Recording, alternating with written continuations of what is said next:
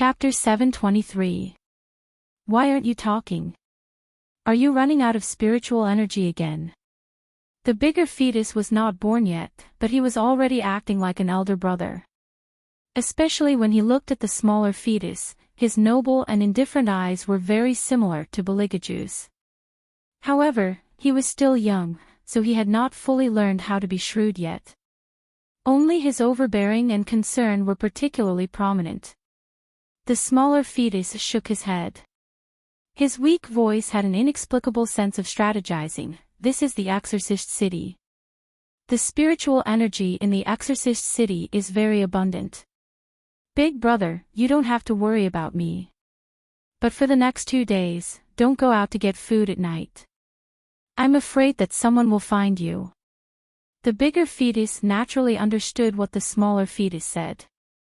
Now that both of them had not fully grown up, their relationship was better than usual. Twin demons were like this. Protecting and killing were their instincts. For example, when it came to the issue of Helly and Vivian, even their father would not dare to hurt their mother. Not to mention others.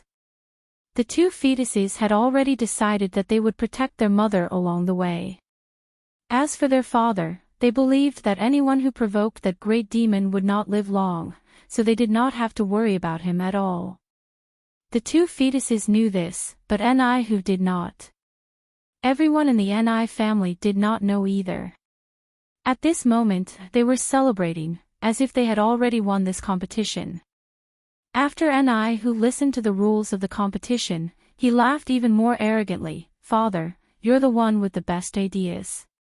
The Zhuge family can't even find 3 capable exorcists in their entire family, let alone accept the challenge. I reckon they won't even dare to participate in the competition anymore. They must be thinking about how to give up now." Ni Biao glanced at him and said in a much calmer voice, "Next time, you should practice more Taoist techniques. Don't go out and become a joke to the Ni family if you don't know anything." "I know. Father, you don't know about the situation today. I was about to win and almost broke Zhuge Yun's hand. I could have made the Zhuge family behave themselves. Who would have thought that 2 exorcists would suddenly appear out of nowhere and start a fight?" Ni replied, feeling aggrieved. He then added, "Father, you don't know what happened today." Ni Biao's face darkened when he heard this. After so many years, he had rarely heard of anyone who dared to provoke the Ni family. His eyes were filled with anger, but he did not take these 2 people seriously. To him, they were just young people who had just arrived and did not know the rules at all. "I've heard about what happened to you. Don't take those 2 people to heart." Ni Biao's voice was obviously nonchalant. "Your uncle did a background check on them. He had never heard of their names in the exorcist world. They probably learned something and dared to cause trouble in the Exorcist City because they thought they knew a lot. They're not worth mentioning at all." Ni hummed in agreement, then grimaced in pain. He covered his face and said, "These 2 people have been helping the Ni family since the beginning. Even after the child reported his name, they still didn't repent. It's obvious that they don't care about the Ni family. Regardless of whether they are newcomers or not, Father, we have to teach them a lesson and let them know the rules. You don't have to say this, I will do it." Ni Biao's voice deepened as well. "No one can escape unscathed after hitting my son. It's best not to cross the line during this period of time. Once we get the Saraira, I'll make them pay for what they did to you. As the saying goes, like son, like father." Ni's arrogance was closely related to Ni Biao's arrogance. It was just that Ni Biao was more cunning. For example, in dealing with Zhuge Yun, he had already made up his mind to deal with this disobedient teenager. However, none of the exorcists in the Exorcist City could see through his plan. He joined forces with the other 2 families to ostracize the Zhuge family. In less than 2 days, that ungrateful kid would not be able to hold on. This was only the first step in Ni Biao's plan. In the future, he would control the power of each family in his hands and become the king of the exorcist city. By then, all the exorcists would only listen to his orders. Even the emperors of the various dynasties in the divine mainland would have to show him some respect. This was what his eldest daughter, the reincarnation of the Phoenix Girl, told him. In the past, he did not believe in the rumor that the one who had the Phoenix Girl would rule the world. Now, he believed in everything. However, the prerequisite was that he must get the Saraira. While Ni Biao was thinking, the noise in the hall gradually quieted down. Everyone looked at the door and saw a woman in a plain white robe with a fur hood walking in. Ever since the woman walked in, everyone seemed to have stopped breathing. This was because the woman's appearance was too fairy-like. Her entire person carried an indescribable grace. Her fair and transparent skin coupled with her soft facial features made her look like the goddess of mercy. Even her long sleeves fluttered with spirituality. Her temperament was very clean. When she walked past the crowd, she carried a unique elegance. Her thin lips parted slightly and her voice was very soft. "Father. It's Miss Ni Feng. This is a rare sight. Didn't they say that Miss Ni Feng has not appeared in front of people for a long time? Today's trip was really worth it." "Yes, can you feel the spiritual aura coming from her? She is indeed the reincarnation of the Phoenix Girl. Only the Phoenix Girl would have such abundant spiritual aura."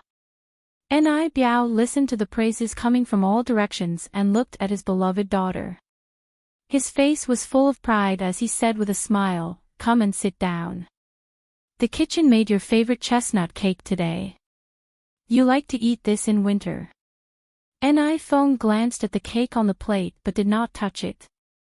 She just smiled and said, "Thank you, Father. I heard that the rules of the competition are out." Ni Biao took a sip of tea and said, "Yes, the rules of the competition are out. I am also one of the judges.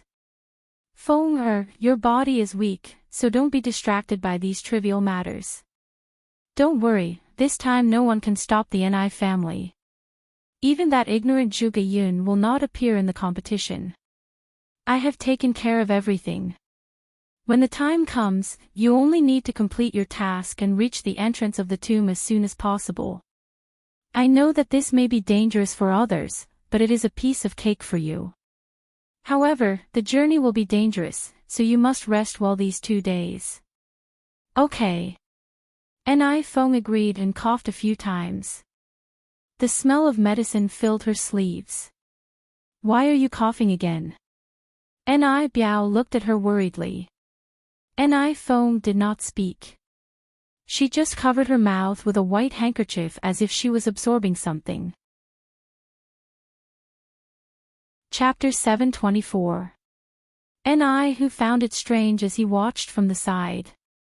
He always felt that his elder sister was different from before ever since she fell ill, but he could not pinpoint what was different about her. Whenever his father asked her questions, she would always be distracted. Just like now, Ni who really did not know what was on her mind.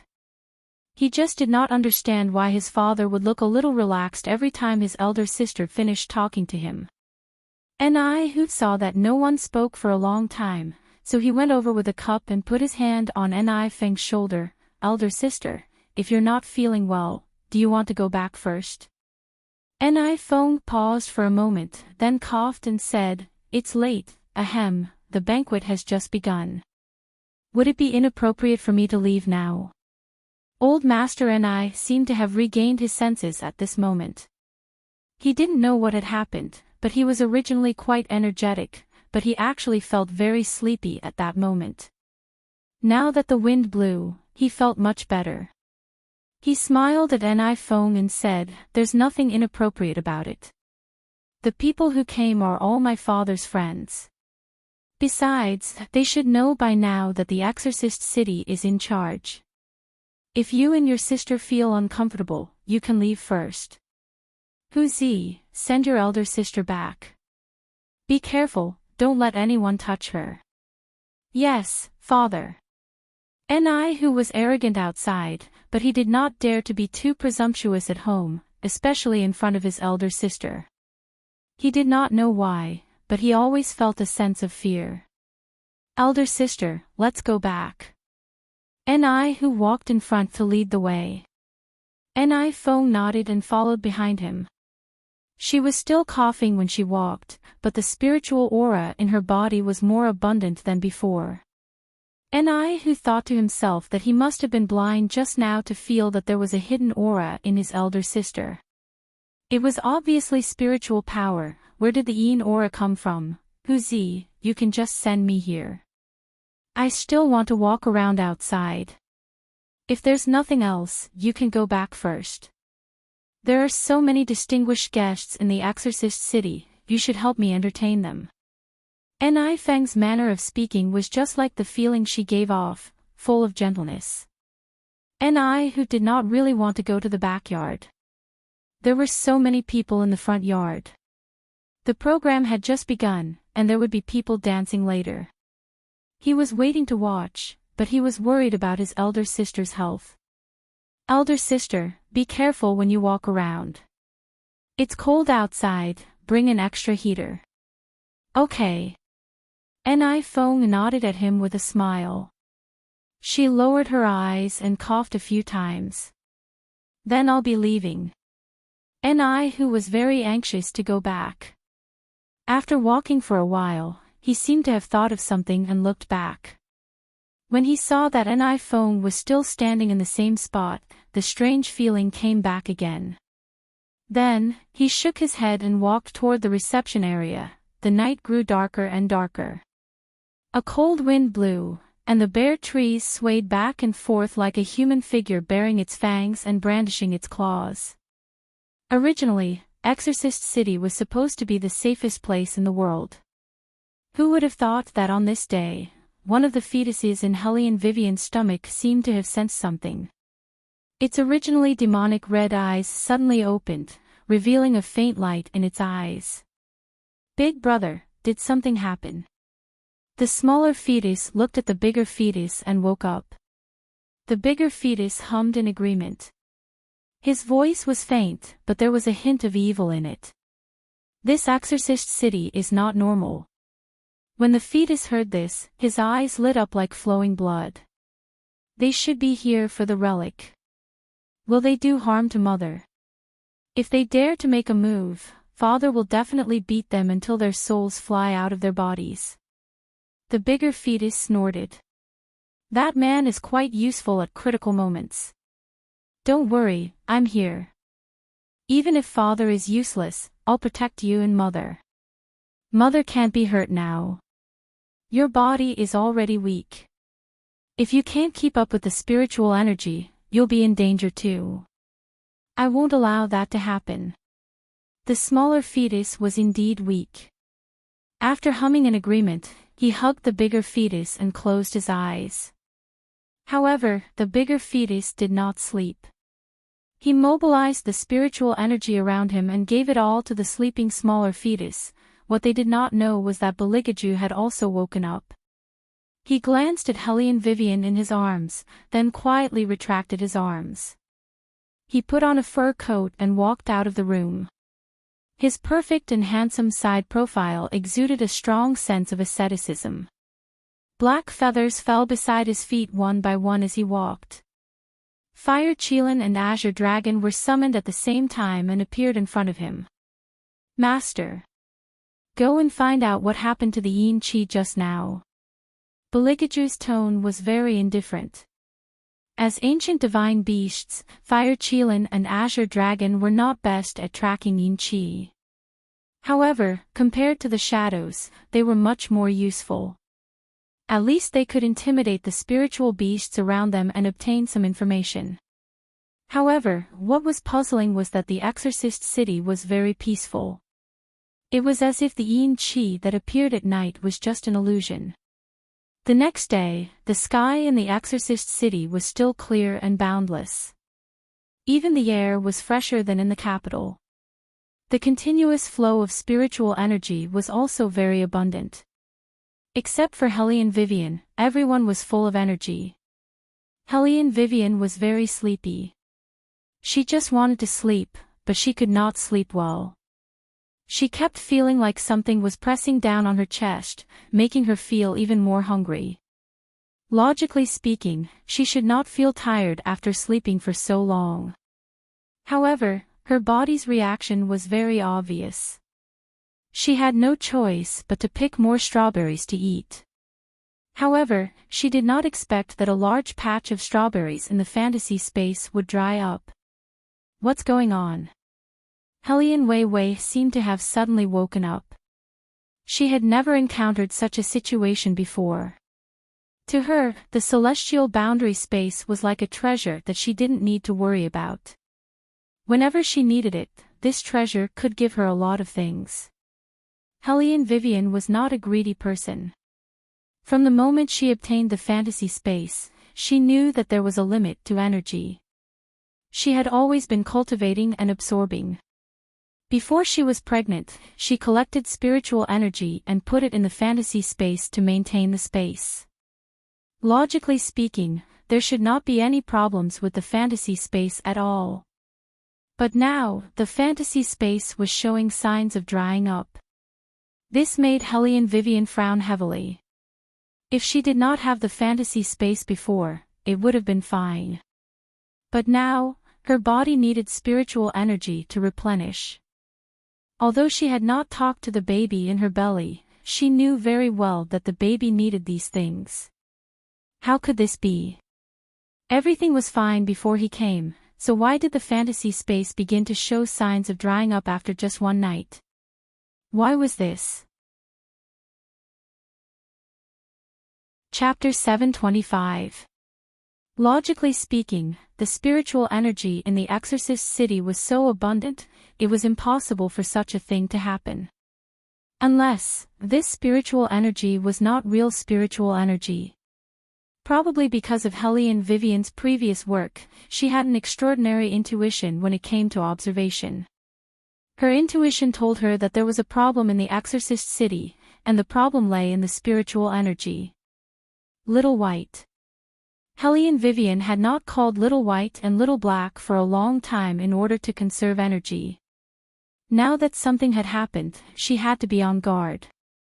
Little White's figure didn't change, but there was an obvious change in her eyes. Pure amber, clear and cold. I'm here. The competition will start tomorrow. From the start to the entrance of the tomb, it will take more than a day. During these few days, you will stay in the fantasy space and make sure that the strawberries won't die because of the depletion of spiritual energy. Helene Vivian was used to arranging things carefully. She did not know how long the strawberries could support her body, but at least she had to protect the ones that survived. Little White was a spiritual beast, so its spiritual energy would be useful for the strawberries. Okay. Little White nodded and said, "But woman, this is not a simple matter. There is actually someone in the exorcist city who can tamper with the spiritual energy without being detected. In addition to a clever method, it must be a powerful and heaven-defying technique. You have to be more careful in tomorrow's competition." I understand. Helene Wei Wei also knew that the situation this time was different from any other time. Aside from the condition of her body, there was another thing that made her feel uneasy, and that was the spiritual aura that permeated the air. What exactly was it used for? Helene Vivian had something on her mind, so she was absent-minded when eating. At the Zhuge family's dining table, there were two outsiders besides her and Beligaju, the Zhuge mother and son. But this did not affect His Highness's feeding. Unlike the others, he barely ate a few mouthfuls of food, but Helene Vivian's small plate was piled with food. Madame Zhuge was smart. She looked at Beligaju and smiled. "You really know how to care for people." Hearing this, Helene Vivian didn't avoid it. She looked up from the plate and smiled at Madame Zhuge. Beligaju looked at Helene Vivian, whose face was flushed and the ends of her hair were sticking up. He reached out and rubbed her head. His pet was indeed pleasing to the eye. Helene Vivian raised her eyebrows. Did he have something to say? Bailey Jia Ju calmly tossed her another piece of bamboo shoot. Hellion Vivian could only bury her head and continue eating. Madame Zhuge saw this and remembered that the two of them were going to follow her son to the tomb. She couldn't help but say, Xiao Wei, you don't have any spiritual aura, so you should be the one who needs the most care. You should follow Yuner and let Yuner deal with any danger first. Do you understand? In Madame Zhuge's eyes, Hellion Vivian was probably just a child, only 3 or 4 years older than Zhuge Yun. In addition, she had already guessed the identity of the other party, so it was inevitable that she would look at Hellion Vivian with overly gentle eyes. Hellion Vivian heard Madame Zhuge's words and coughed softly. Then, she smiled and said, Madam, don't worry. I know what to do. In fact, only she knew her own ability. Compared to Madame Zhuge's worries, the Ni family had already determined that the Zhuge family couldn't send anyone to participate in the written examination. Ni who was waiting for the next morning to see Zhuge Yun make a fool of himself. After all, it was more satisfying to make such a person give up on the competition than to cripple him. Soon, the next day arrived. Countless exorcists had gathered in the exorcist city, and all of them were well hidden. Every exorcist had found their own team, and the Ni family had the most people. Although the rules of the competition stipulated that there should be at least 3 people in each team, there was no upper limit. Therefore, 3/4 of the exorcists chose to follow behind Ni Hu. On the other hand, only Zhuge Yun came from the Zhuge family. In contrast, it seemed very empty. This made Ni Hu, who was surrounded by everyone, laugh even more arrogantly. He even lifted his chin and strolled in front of Zhuge Yun. He was very disdainful. Some people don't learn until they are beaten. They really think that they are a big shot. In fact, they are even worse than a dog. Dogs even have candidates. You! Zhuge Yun clenched his hands and gritted his teeth. Ni Hu pretended to be apologetic and said, Brother Yun, I'm not talking about you. Please don't take it personally. Speaking of which, why are you alone? Sigh. We're all brothers. If there's really no one to choose you, I can let 2 of my family's exorcists go over and help you form a team. That way, you won't have to give up on the competition, right? As he said this, his eyes turned cold, and the corner of his mouth was still sarcastic. He lowered his voice and said, Of course, I can't give you the person for free. You have to kneel down and kowtow to me and admit your mistake. After all, they don't want to choose the Zhuge family. He, young master Ni, are you serious? Brother Yun still has to carry on his father's last wish. He wants to, but he can't find anyone. I'm afraid that for the sake of the competition, he will really kneel down to you. The one who said this was the young master of another faction, Shaolin Yu. Compared to Ni Hu, he was not as violent, but he liked to step on the weak and flatter the strong. Even when he spoke, he was sarcastic. Zhuge Yun was originally the most outstanding among them. Even his exorcism skills were better than theirs. However, his father passed away. So what if he was talented? He didn't know how to read people's faces. He deserved to be kicked out. To Zhuge Yun, who was also the successor of a faction, such words were simply a disgrace. Ni Hu was so overbearing because he was certain that no one would choose the Zhuge clan. Zhuge Yun was so angry that his eyes turned red. However, he knew that he could not make a move at this time. Not all of them had arrived. If he made a scene, he might really be disqualified from the competition. The competition will start in half an hour. Brother Yun, once you've thought it through, come and tell me. This condition is valid at any time. After saying this, Ni Hu and the people beside him laughed. The sarcasm in their words was obvious. Just as he was about to leave, a cold voice rang out in the air. Still not taking him seriously, the voice was very indifferent. You can take back that condition of yours. There's no need to consider anything. We have enough candidates.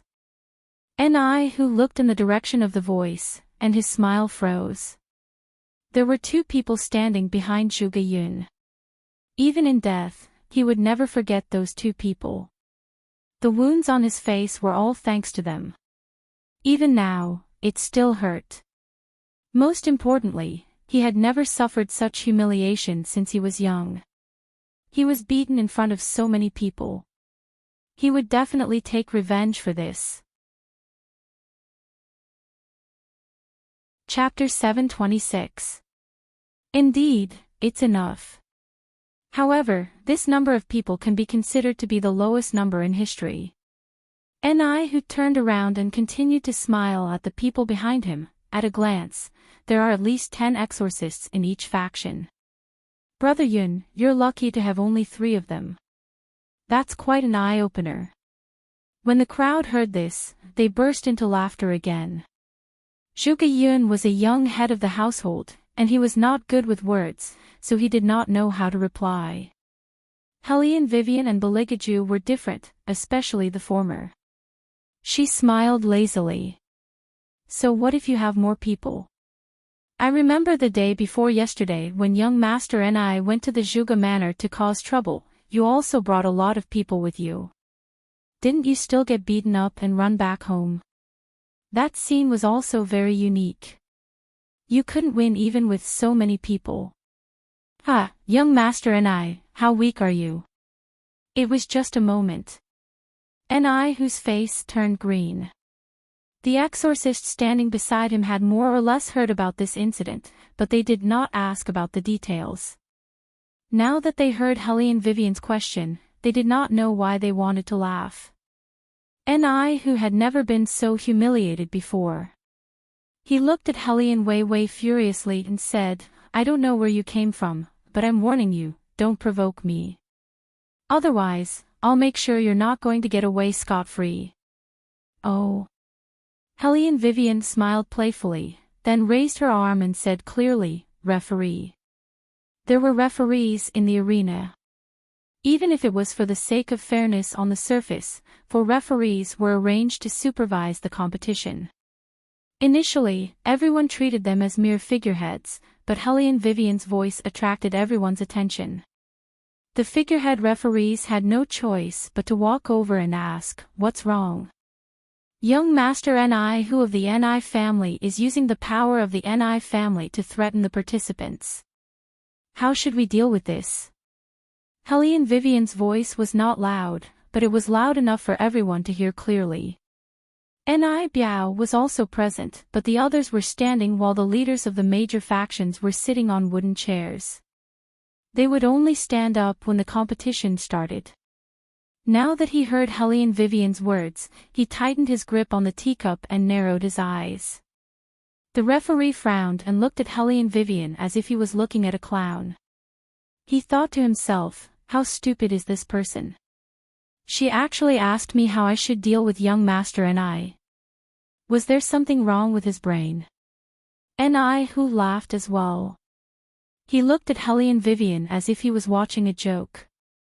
Punish. If this young master doesn't tell you to scram, it's already good enough that you're looking for your teeth on the ground. However, Hellion Vivian was very indifferent. She continued in a lazy voice, what?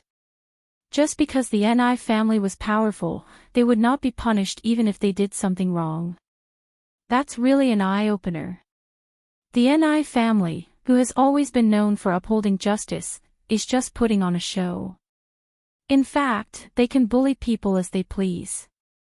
They are really good at covering the sky with one hand. After Hellion Vivian's words, the exorcists who came out of nowhere all had their own thoughts. They looked at Ni who with some guesses in their eyes. They did not know that the 3 major factions had joined forces to isolate the Zhuge family. They had always thought that the Ni family was the pride of the exorcists, which was why they came from the outer city. But now, the exorcists looked at each other, and all of them looked at Ni Biao. Ni Biao's face was a little gloomy. He had heard the commotion from the beginning and knew that Ni Hu was looking for trouble with the Zhuge family. He had never taken such things to heart, but now, his first reaction was to wonder where this brat came from. He had dug a hole for his son with just a few words.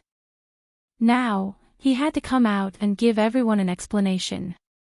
Otherwise, the image that the Ni family had been maintaining for a long time would be damaged. As Ni Biao, who wanted to rely on the Saraira to rule the exorcist city, at least now he had to gain everyone's complete trust to ensure that he would be able to sit on the top position in the future. Seeing that there were more and more guesses around, Ni Biao had no choice but to stand up. Master Ni. The crowd consciously made way for him. Ni Biao walked over with a smile. On the surface, he looked like an old man with a celestial temperament. Huzi, you have to apologize if you did something wrong. How many times have I told you to change that straightforward temper of yours? Ni Hu did not expect his father to come out to teach him a lesson. He was stunned, but no matter how much of a jerk he was, he did not dare to disobey his father's order. He turned around and glared at Hellion Vivian fiercely. He gritted his teeth and said, "You, and you, just you wait."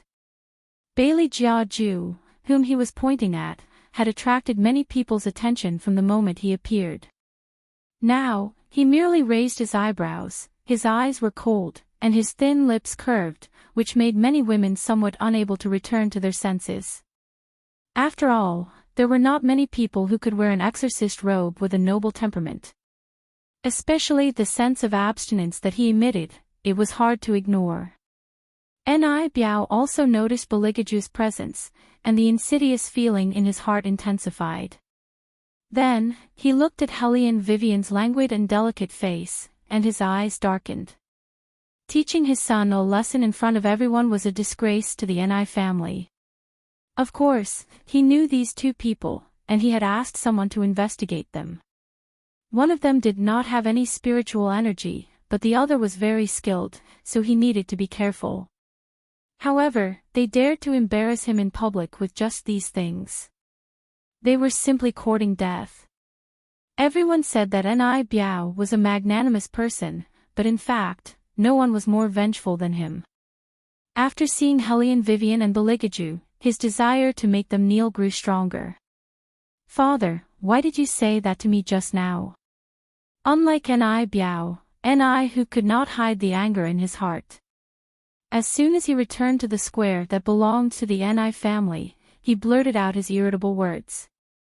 Ni Biao looked at him and said in a deep voice, "Do you think I don't want to teach those two people a lesson? What you said just now was already so obvious. If I don't show up, those exorcists will definitely question our Ni family's way of doing things. Huzi, don't be so narrow-minded. There are many ways to deal with them. In a while, they will choose the most dangerous route. By then, they will know the consequences of offending our Ni family. I don't want them to die so easily." Ni Hu clenched his fingers and said with a vicious expression, "Whether it is Zhuge Yun or those two people, I will make them regret provoking me." Ni Biao laughed with a hint of conspiracy, "Don't worry, I'll send 2 more exorcists to follow them. With their mediocre Taoist magic, they'll encounter the demons in the forest before they even reach the halfway mark." Chapter 727. Those two are good at catching ghosts, but they will be helpless when they encounter real demons.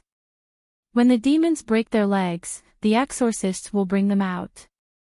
Not only will I let them kneel down and apologize to you alive, but I will also let everyone see how embarrassing it is for these ignorant kids to lose, Ni Biao said casually. "Father, you have a way." Ni Hu's anger dissipated after hearing Ni Biao's words. He was full of pride as he waited for the other party to beg for mercy. A bunch of clowns wanting to fight with him, they were asking for humiliation. Although they were far away, Madame Zhuge still felt a little scared when she saw Ni Hu's unfriendly gaze. She was still worried and reminded Zhuge Yun and the others again, telling them to be careful at all times. No one seemed to think that the Zhuge family would win. In terms of numbers, the Zhuge family was pathetically small. After the arrangement, the competition officially began. The first round was to see which faction of exorcists reached the entrance of the tomb first. That faction would be considered the winner. In terms of numbers, the Ni family had the highest chance of winning. This was because every group consisted of 3 people. The other 2 factions only had a maximum of 5 groups, but the Ni family had a total of 20 groups. Among these 20 groups, no matter which group reached the entrance first, the Ni family would be considered the winner. The Zhuge family was the most miserable among them. Only Hellion Vivian and her group were worthy of no one's attention. The exorcists from the Ni family did not even look at them. With such a last-minute group, it was very likely that they would die on the way to the tomb, let alone win. After all, even they could not guarantee that they would be able to reach the entrance of the tomb. The other 2 factions were also cautious, but they were mainly wary of Zhuge Yun. Even if the other 2 had extraordinary skills, when it came to the actual exorcism, what mattered was their bloodline and experience. After all, these 2 people were not from the city. They would be a burden if they went to the tomb. Of course, they also understood the situation of the Zhuge family. If it was not for the outsiders, Zhuge Yun could only choose to forfeit the competition. After all, the other children of the Zhuge family were too young and would be killed if they came, so it was better to choose the outsiders. However, this also meant that they were destined to be at the bottom. Ni was very clear about this kind of thing. That was why he mocked Zhuge Yun before they set off. "Brother Yun, if I were you, I wouldn't think about how to win, but how to save my own life. This journey is a dead end. If anything were to happen to you, the Zhuge family would really collapse. You should mind your own business," Zhuge Yun snorted, not giving Ni any face. Ni sneered in his heart. "I'll let you be arrogant for a while. Let's see how you will kneel and apologize after today. Alright, each group has received their own route. Now, set off according to your camp." The referee's voice rang out. Xiao Lingyu, who was standing on Ni's side, glanced at Hellion Wei and the others, then said to Ni, "Young Master Ni, what's the point of talking to these people? Once they enter the forest, they'll probably be so scared by the demons that they won't even be able to come back. These people are only good at fooling ordinary people. Once they come to our exorcist city, they're nothing. When the time comes, they'll probably cry and beg us to save them." After hearing this, His Highness, who was always expressionless, turned his perfect lips and smiled. For some reason, that smile made Xiao Lingyu feel cold from the bottom of his heart. Then, he shook his head and thought to himself, "It's just a normal person with better martial qi. There's nothing to worry about. I was just thinking too much." Hellion Wei also saw the smile on His Highness' face. As someone who was more familiar with His Highness' way of doing things, she silently distanced herself from Xiao Lingyu, in case His Highness made a move. However, Beligaju had no intention of making a move. Instead, he glanced at her and stepped forward gracefully. Hellion Vivian raised her eyebrows. Since when did he become so kind? Beligaju did not speak, but unlike the other exorcists, he walked very slowly. His whole body was filled with indifference. He held Hellion Vivian's hand and played with it from time to time. There was no expression on his face, as usual, he was noble and indifferent. Among the 3 of them, Zhuge Yun was the most anxious. He knew that they could not win. Not to mention that the Ni family had the support of so many exorcists, just the eldest daughter of the Ni family, Ni Feng, was unbeatable. Even if they were lucky enough to defeat the other exorcists, they would not be faster than the eldest daughter of the Ni family. Moreover, even he was not sure if they could safely reach the entrance of the mausoleum. However, no matter what, he was already very grateful to the two people in front of him. If it were not for them, the Zhuge family would only be reduced to forfeiting the competition. But was he too greedy? Zhuge Yun lowered his eyes and clenched his fists. He really wanted to win. Why do you look so listless? As if she saw through Zhuge Yun's thoughts, Hellion Vivian looked back and said, "Don't you have confidence in us?" Zhuge Yun quickly shook his head and explained, "No, it's just that the other party is too strong. There are more than 30 groups, it's not a big deal." Hellion Vivian spread out the map in her hand. At a glance, she knew that they were probably taken care of by someone to get the most difficult route. Not only were the bushes lush, but they also had to pass through a waterfall.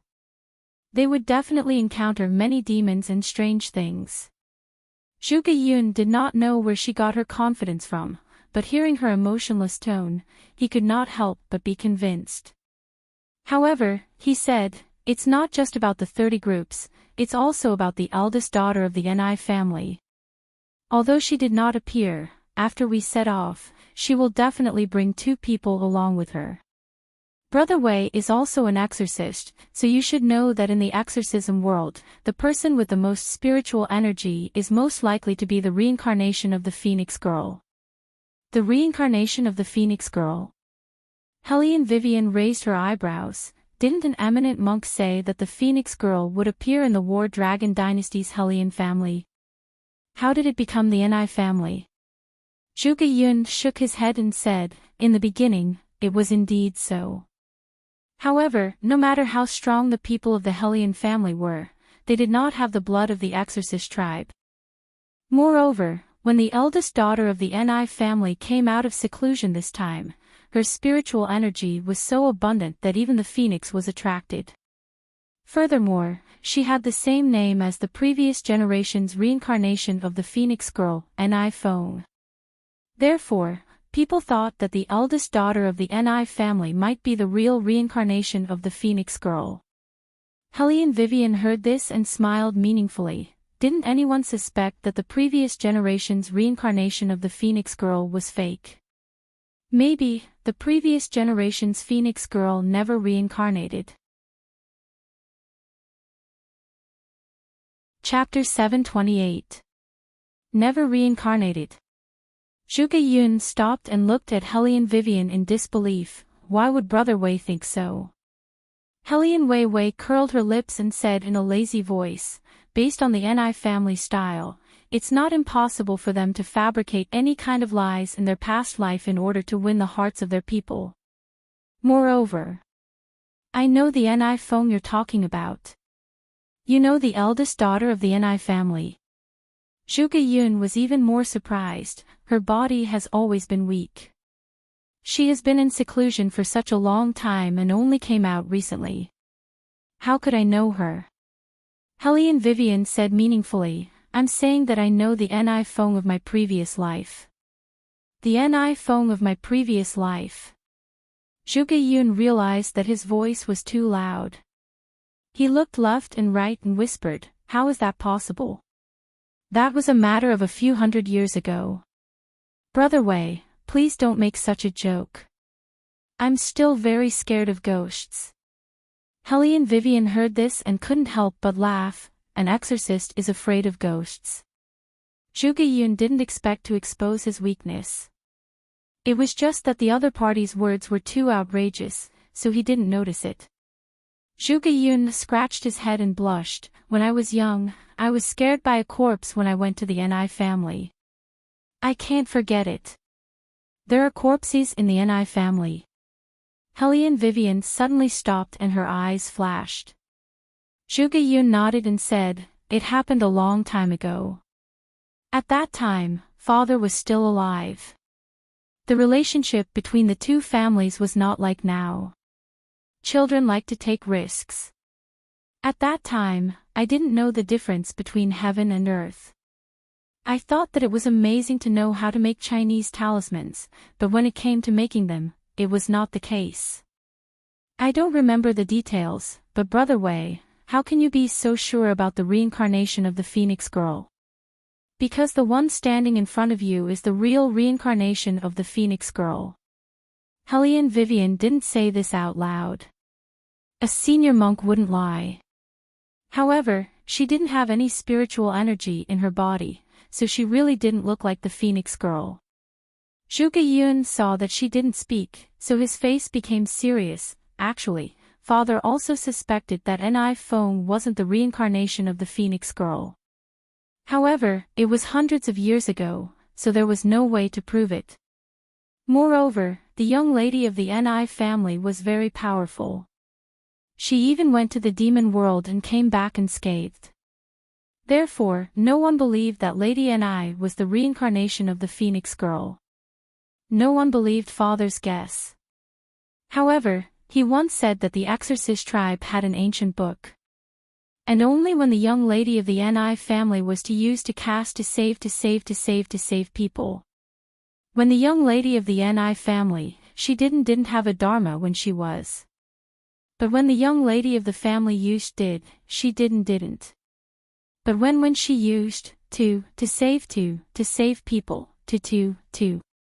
After hearing this, some things could be confirmed. Hellion Vivian smiled. Since what happened back then was fake, then the current one is even more likely to be fake. Brother Wei.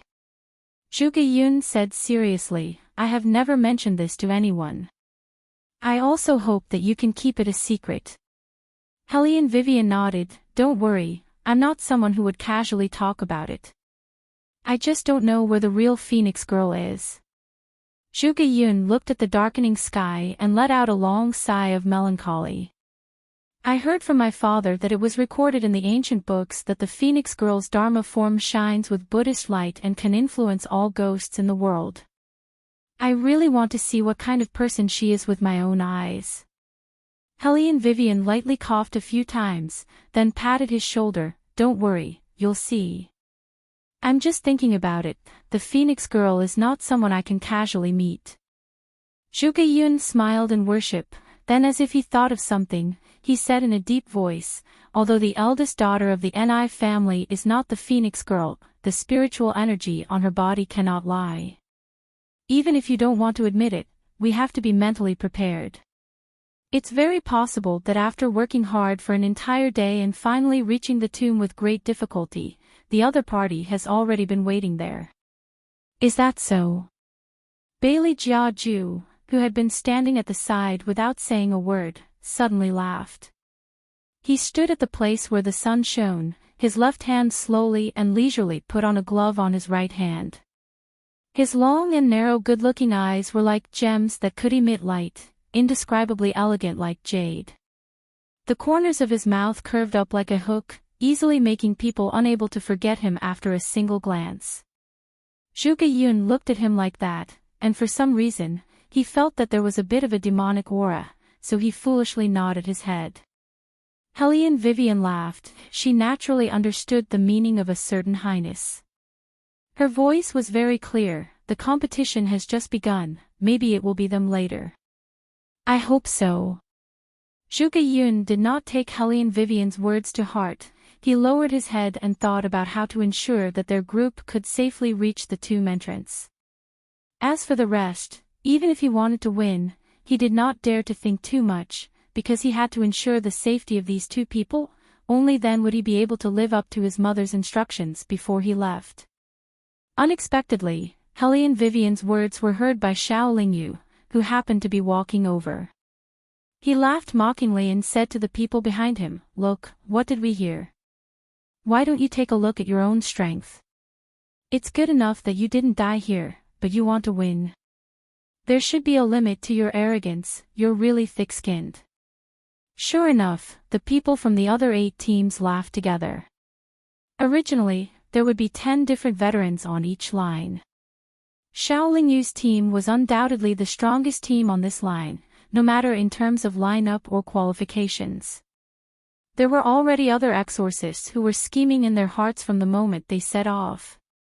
Xiao Lingyu was the heir of the Xiao family, his exorcism skills were definitely not bad. As long as they sucked up to him, at least they would not have to deal with the demons themselves when they appeared. As long as they could make it to the tomb entrance alive and squeeze into the top 10, they would be able to successfully enter the tomb and see the legendary Sarira of the eminent monk. Therefore, once Xiao Lingyu spoke, he immediately received a response from the people around him. Young Master Xiao, don't bother about them, just let them stand here and continue to daydream. When something appears later, they will know who to kneel down and beg. The mocking laughter grew louder and louder, shaking the entire forest. Zhuge Yun clenched his fists, his face flushed red with anger. This group of people was really too much. However, Hellion Vivian's expression did not change at all, it was still indifferent. After Xiao Lingyu finished speaking, he proudly led the group behind him and continued to walk forward. Zhuge Yun wanted to fight back and immediately wanted to follow, but he was stopped by Beligaju. Don't go. Chapter 729. His voice was very light, and there was a natural and deep tone that was not found in normal people. At first, Zhuge Yun did not understand why this man wanted to stop him from moving forward. Just as he was about to ask, he heard a terrifying scream coming from the direction where the team disappeared. Ah! What followed was the overwhelming smell of blood, which suddenly spread in the air. When it rushed into the nose, it made people want to vomit. Zhuge Yun opened his eyes wide, and his first reaction was to pull out the peachwood sword on him. However, at this time, the sound seemed to have stopped. The quiet air was filled with a kind of awe-inspiring atmosphere. Vaguely, someone seemed to be shaking the bell in his hand. Every time the bell rang, the sky became darker. There seemed to be a bunch of chilly ghosts hidden in the gradually spreading darkness. Even the surrounding temperature began to drop rapidly, and the gentle wind suddenly changed direction. There seemed to be something moving in the depths of the forest, and no one dared to go near. Zhuge Yun's forehead was full of sweat. He turned his head and was about to say, "Step back, I will protect you." The man who made him stop took a step forward. His green robes fluttered in the wind, and his long and narrow eyes narrowed slightly. He still looked lazy and charming, but there was no warmth in his eyes. With a cold and noble air that looked down on all living things, he curled his lips into a smile and said, "You can go forward now." In an instant, Zhuge Yun seemed to understand something, and his eyes shook violently. You knew that there was something in front." Beligaju did not say anything, and just stood there with a faint smile. Zhuge Yun had no way to express the shock in his heart. Hellion Vivian, on the other hand, was very perverted. She held His Highness's hand and smiled. "You deliberately let people in as bait. How could that be?" Beligaju reached out and pulled her over, like an elegant gentleman. "I just wanted to see how powerful they are, to make me beg you for mercy." Ha! That last chuckle was filled with a murderous aura. To put it bluntly, he wanted people to die. Hellion Vivian silently mourned for the people inside, and did not have any thoughts. Zhuge Yun, on the other hand, was unable to regain his senses for a long time. When they walked in, only 3 teams were left struggling. The rest of the people had encountered something that turned them into shriveled corpses. Moreover, their bodies were black all over. What happened? Zhuge Yun grabbed the collar of one of the exorcists. Why did so many people die? The exorcist was so frightened that he could not recover from his shock. There's something wrong with this path. I want to go back. I don't want to go to the mausoleum, I want to go back. Be quiet. The person who spoke was Xiao Lingyu. He was still holding a yellow talisman in his hand, and his fingers were trembling. It's just some little things that are flying around. What are you shouting for? Young Master Xiao, those aren't some small things. You've seen how big their numbers are. They just swept over and ate more than a dozen of us. There was something wrong with this path. It was too evil. Why don't we take another route after we get back? Someone suggested cautiously. Xiao Yu did not even care about it. What a joke. He had seen that this path was the closest to the mausoleum. Although it was more dangerous, they might be able to reach it earlier. Besides, he had already set off. There was no reason for him to go back. Even if the other teams were all dead, for the sake of the Xiao family's reputation, he had to go forward. Xiao Yu thought in his heart, but his expression did not change. It's not a big deal. Take out all the yellow talismans you have and light them up. They are afraid of fire. After hearing Xiao Yu's words, every exorcist started flipping through their yellow talismans. Hellion Vivian and Beligaju still did not move. Zhuge Yun also took out a yellow talisman. Hellion Vivian stopped him. If there are too many of them, the yellow talisman can only last for a while. It's useless. It's better to be quiet now. Then what should we do? The other exorcists panicked when they heard that.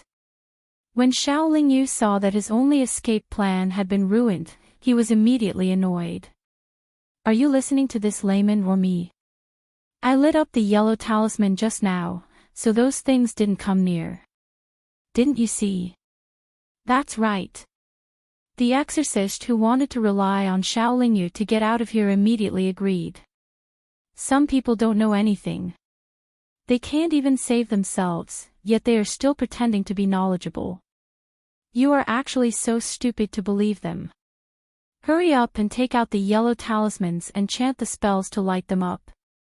Those things will come back soon. After hearing that, the exorcists quickly took out the talismans and chanted the spells. Only Zhuge Yun stopped and did not rummage through his bag. He did not know why, but the other party did not have any spiritual energy at all, but his words sounded convincing. The exorcists were all in a panic. Every group of people stood back to back. Unlike the previous time when they walked in a row, they were divided into several directions. As they moved, they cursed softly, "What the hell? It's broad daylight. Where did these things come from?" Zhuge Yun did not know what they were talking about. However, Hellion Vivian and Beligaju obviously knew. There was a familiar smile in each other's eyes. Xiao Yu did not care what others thought. The direction he was facing was the path to the entrance of the tomb. When those things came back later, these people would act as meat shields to block them for him. They would be able to hold them off for a while. They're coming. Suddenly, an exorcist behind him shouted. They're coming again. Zhuge Yun was shocked. He turned around and saw a gust of black wind sizzling across the horizon, bringing with it an indescribable sound. Only after taking a closer look did he realize that it wasn't a black wind at all. Instead, it was countless vampire bats, flapping their wings. They were very small in size, and very quickly, they pounced on the team standing on the far left. Those people screamed and lit up the yellow talismans. But it was useless. The bigger their movements were, the crazier the bats became. With a sizzling sound, they engulfed the bodies of one of the teams. When the others saw this, they turned around and ran. Fear was like those bats that followed them like shadows. They could not get rid of them at all. Master Xiao, save. Before they could finish, 3 more people died in the blink of an eye. Xiao Yu was at a loss for words. He had completely miscalculated the outcome. He had thought that the remaining talismans and people would be able to buy him some time. He had not expected that there would be so many bats. Some of them would break free from his control. Chapter 730. It's useless. Yellow talismans don't work at all. The exorcists were either flustered or regretful. Although they were not the ones who died, they had almost become food for the vampire bats. Moreover, these bats could not be shaken off at all. It was as if the bats were toying with them. They did not kill them immediately, but attacked them again and again. It was as if the bats were tasting the fear they felt before they died. What should we do? Someone began to tug at Xiao Lingyu's arm. Young Master Xiao, we took out the yellow talismans because we listened to you. Now, even the yellow talismans are gone, and we can't deal with those bats. What should we do? What should we do? Xiao Lingyu flung that person away, and the purple jade bell in his hand fell. His face was full of hatred. How would I know what to do? Those bats clearly did not bite me. If you want to blame someone, blame yourselves. Look at yourselves and see if the yellow talismans were wrong. It must be so. As long as he tried again, he would be able to use this opportunity to escape. However, what he did not expect was to hear a lazy laugh. Don't worry. This time, those vampire bats will bite you. Hearing this, Xiao Lingyu suddenly looked at Hellion Vivian. Because he was uncertain, his face was pale. What do you mean? Bells. Hellion Vivian's voice was very calm, and even her expression was somewhat indifferent. The purple jade bell you were wearing fell. If I'm not wrong, that string of bells should have been consecrated in the temple. Those vampire bats did not suck your blood because of this string of bells, and not because of the yellow talismans in your hand. Furthermore, vampire bats rely on sound to locate their direction, but you just had to chant the incantation loudly. Hee, young Master Xiao, it seems that your family's exorcism skills are not up to par. You don't even know this little bit of common sense. When the other party mentioned that the bells on his body had been consecrated, Xiao Lingyu's eyes had already started to waver. Now that he heard the last part, he subconsciously looked at the string of purple jade bells at his feet. The fragments on the ground could no longer be seen, which meant that this string of bells could no longer be used. Xiao Lingyu had never regretted anything as much as he did now. His fingers clutched the shards, and his eyes turned red. Like everyone else, he was afraid of the next vampire bat. If it was said that people did not believe Hellion Wei Wei at first, after listening to Hellion Wei Wei's words, they finally realized that the other party was not someone who did not know the ropes, but a genuine expert. The exorcists seemed to have seen the hope of survival. They all walked towards Hellion Vivian. The exorcist, who had been disdainful just now, was now humble. He even spoke carefully. Even Xiao Lingyu stood up from the ground in a panic. She looked at Hellion Vivian and said, "Then tell me, what should we do to lose those vampire bats?" At this time, Xiao Lingyu was no longer as arrogant as before. Even his tone was anxious, and he appeared to be in a difficult situation. He was still unwilling in his heart. After all, he had never given in to anyone before. However, in order to survive, this was the only way. Hellion Vivian glanced at him and said slowly, "Why should I tell you? Young Master Xiao, don't forget that you asked us to kneel and beg for mercy before you left." Xiao Lingyu looked at the gazes all around him and felt a burning pain on his face. However, at this time, he had no choice but to lower his head and say, "I spoke too quickly and said the wrong thing." Hellion Vivian smiled and said, "Young Master Xiao, are you begging us now?" "Yes." Xiao Lingyu clenched his fists, and the smile on his face stiffened. He thought that he had done what he had to do.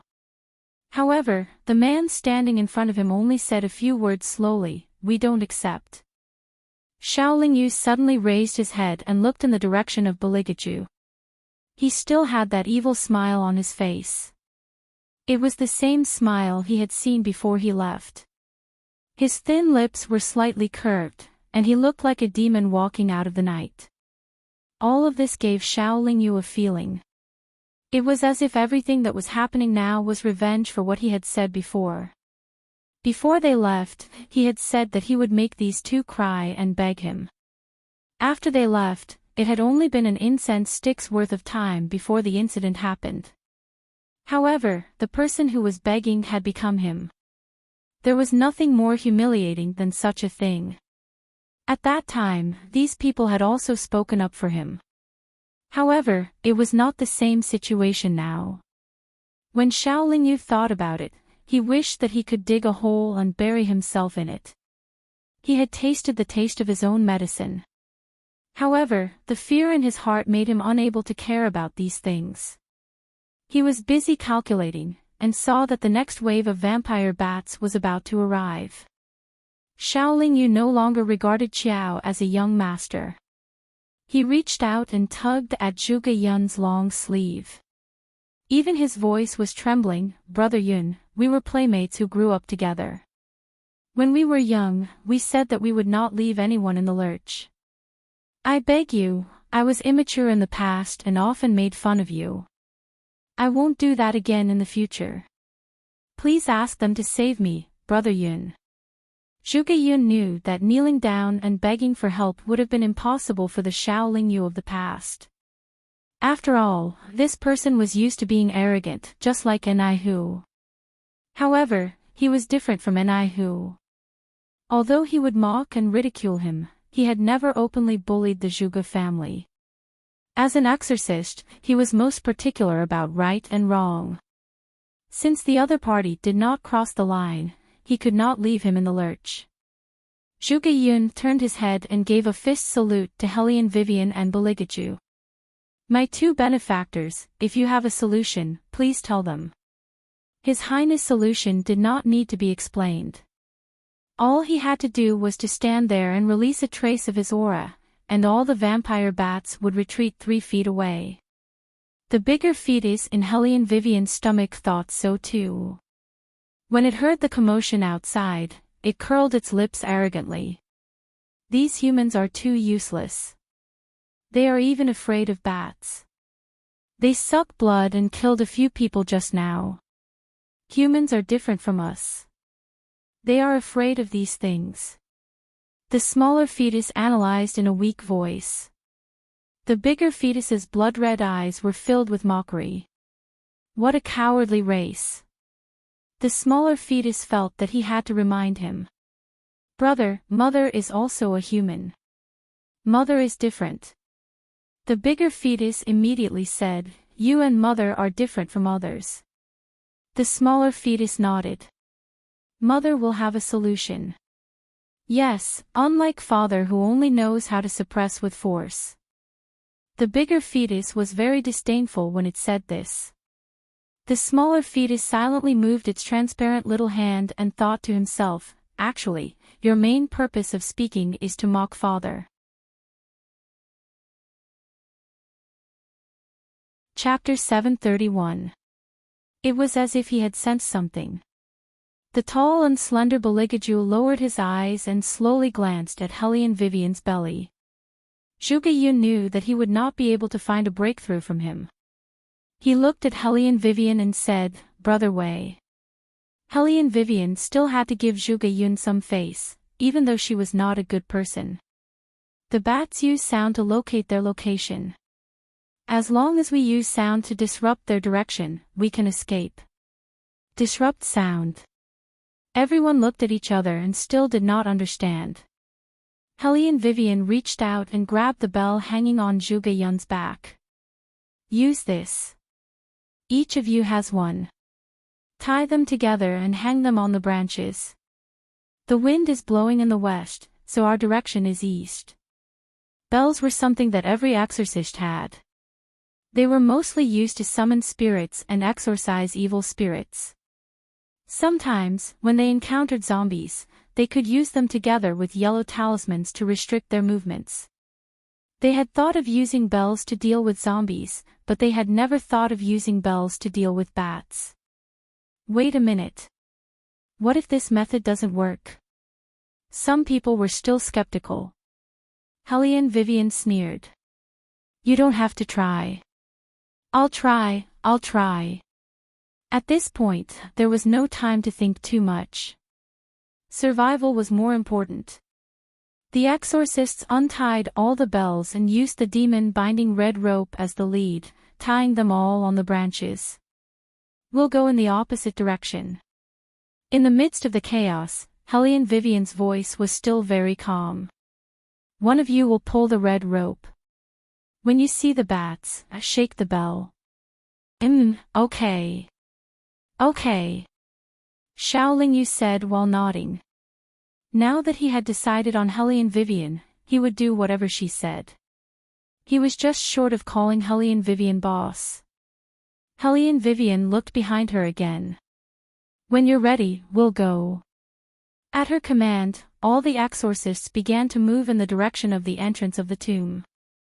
Zhuge Yun was in charge of holding the rope. The young man seriously looked back as he walked, waiting for the bat to appear so that he could shake the bell. The red rope was long enough for the bats to fly in the opposite direction. "They're here. They're here again," some of the exorcists shouted. Hellion Vivian glanced at him and said, "Don't make a sound. Keep walking." That person immediately shut his mouth and watched as the black whirlwind rolled over from not far away. Zhuge Yun shook the bell at the right time. The ringing sound completely disrupted the bats' judgment. Their bodies paused in the air for a moment, then suddenly turned around and pounced in the direction of the ringing bell. When the exorcists saw that this method was effective, their eyes lit up. Zhuge Yun did not stop moving. As long as the bell kept ringing, the bats would keep circling around that place. And they could take advantage of this time to take a detour. However, what puzzled Zhuge Yun was that Beligaju, who was standing behind him, was walking very leisurely, as if he was not afraid of those vampire bats. Especially when the vampire bats flew behind him, it was as if they were nothing more than foils for this man. Of course, Hellion Vivian knew why His Highness was walking so slowly. In the demon world, these vampire bats were usually as common as pigeons. They were used to send messages to His Highness. Who would run away when they saw their own carrier pigeons? On the contrary, once His Highness revealed a trace of his aura, these vampire bats would all fall from the sky in fright and kneel down to worship him. Hellion Vivian did not doubt His Highness's bad taste at all. She turned her head and whispered in his ear, "They didn't attack all at once. Instead, they split into groups. Don't tell me you did something to them." Beligaju raised his eyebrows elegantly and said in a matter-of-fact tone, "Of course, we have to eat time after time, right? Hellion Vivian. So the attack just now was just a form of table etiquette to His Highness. The world of demons is too subtle. Mortals like us don't understand. Also..." Beligaju's thin lips curled up. "It's more interesting to eat like this. The panic on the face of prey when they're about to die is very interesting." On this point, the bigger fetus agreed with his father's point of view. For once, he didn't mock His Highness. Instead, he moved his body a little and opened his eyes, which glowed red. He looked at the smaller fetus seriously and said, "When Big Brother gets out of here, I'll catch some bats for you to play with." The two little ones continued to communicate in their mysterious language. Hellion Vivian also noticed the noise in her stomach. She chuckled softly and said to Beligaju in a voice that only the two of them could hear, "The baby seems to be unusually lively today." Beligaju didn't comment. He directly took Hellion Vivian's hand away from her stomach and said in a calm voice, "Don't think about him all the time in the future. We're in a competition. What if we lose?" Hellion Vivian. "With His Highness around, how could we lose?" "You're pretending again." The bigger fetus snorted coldly. "You're obviously jealous of us." The smaller fetus was also used to the communication between his big brother and his father. In any case, they just didn't like each other and always wanted to fight for more favor from their mother. However, it was strange that their father couldn't sense their existence. They were clearly formed together, the smaller fetus didn't have the energy to think too much. Ever since they entered the exorcist city, he obviously felt tired. No matter what, his mother had put in a lot of effort to grow delicious strawberries for him. He had to go out with his big brother. Tired? The bigger fetus looked at the smaller fetus. He moved his little hand and patted the smaller fetus' head. Go to sleep. Big brother will accompany you. The two little ones were still very loving. The bigger one always took care of the smaller one. The exorcists passed through the forest and welcomed the sunlight. In this place, vampire bats couldn't come. At this moment, young Master Zhao's gaze towards Hellion Vivian had completely changed. It was full of admiration. In fact, no matter how much of a jerk young Master Zhao was, how much of a coward he liked to mock others, and how much of a coward he was, he still had a heroic side in his heart. After all, they were both exorcists. Since they were young, they had a desire to kill demons. Now that he had seen Hellion Vivian's abilities, young Master Zhao pushed Zhuge Yun to the side and said to Hellion Vivian in a very heroic manner, "Brother, are you willing to join our Zhao family? If you join our Zhao family, I can give you 10 times the price in the Zhuge family." Young Master Zhao thought that the other party would definitely not reject such an offer. This was the only way to guarantee his victory. Otherwise, the winner would most likely be Zhuge Yun. How could he let that blockhead take advantage of him? Chapter 732. The rules of the competition did mention that the foreign exorcists could change teams after arriving at the entrance of the tomb according to the performance of the major factions. However, under normal circumstances, these exorcists would not change their positions. Firstly, some factions would poach people from the outside, and they had already agreed on the price. Secondly, the exorcists would also have their own thoughts about the exorcists. After all, only by following the Ni family would they have a chance to reach the final step. Therefore, no one took this rule seriously. But now, young Master Zhao actually sent out an invitation in advance without even seeing the shadow of the tomb. All the exorcists looked at Hellion Vivian, and their eyes flashed with deep shock. However, thinking about it carefully, young Master Zhao's actions were understandable. After all, this person knew too much.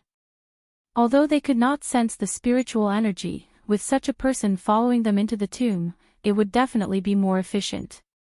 The most impressive thing about her was her calm and unruffled attitude in giving orders. It was as if she could solve any problem as soon as it was in her hands. The exorcists on the Zhao family side naturally hoped that Hellion Vivian would join them. The other exorcists also felt that there was no suspense in this matter.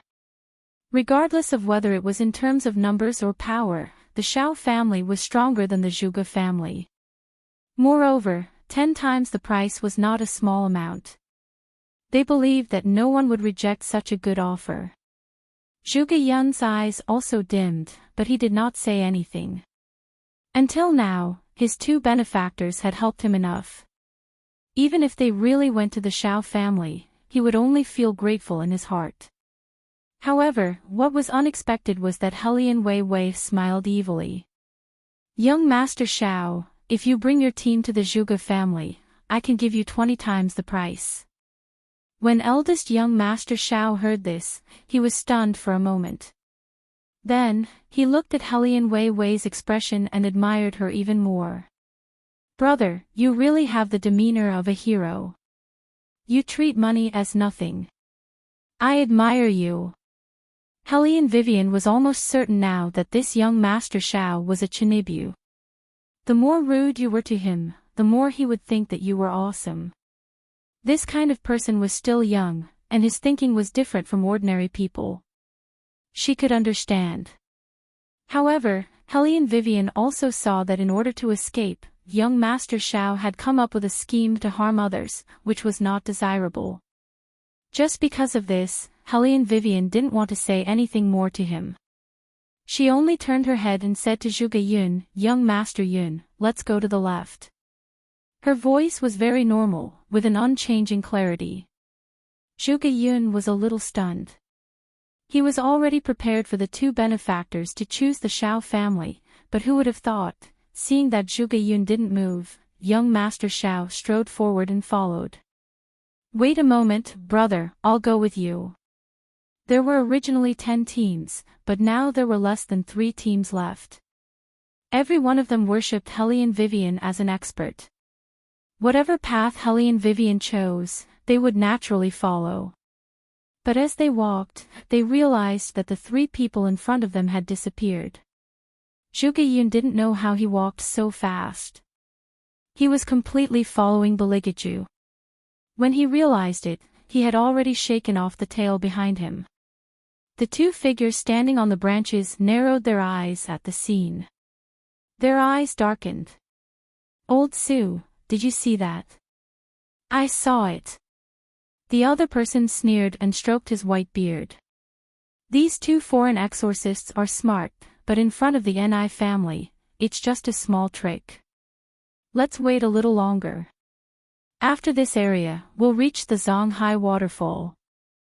The things sleeping there won't be as easy to deal with as these bats.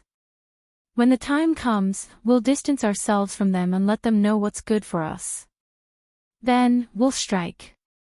Old Master has instructed us to make them embarrassed." Of course, I remember what Old Master said. They dared to embarrass the Ni family in front of so many people. These people are really tired of living. It turned out that these 2 figures were not strangers. They were the exorcists that Ni Biao had sent before the team set off. They were very old, and their spiritual aura was very strong. They bent over and looked at the 3 people walking on the ground as if they were looking at ants before death. Their eyes were filled with contempt. However, they didn't expect that. Their whereabouts had long been noticed by someone. Zhuge Yun was still walking forward with a serious face when he saw Bailey Jia Ju by his side suddenly stop in his tracks.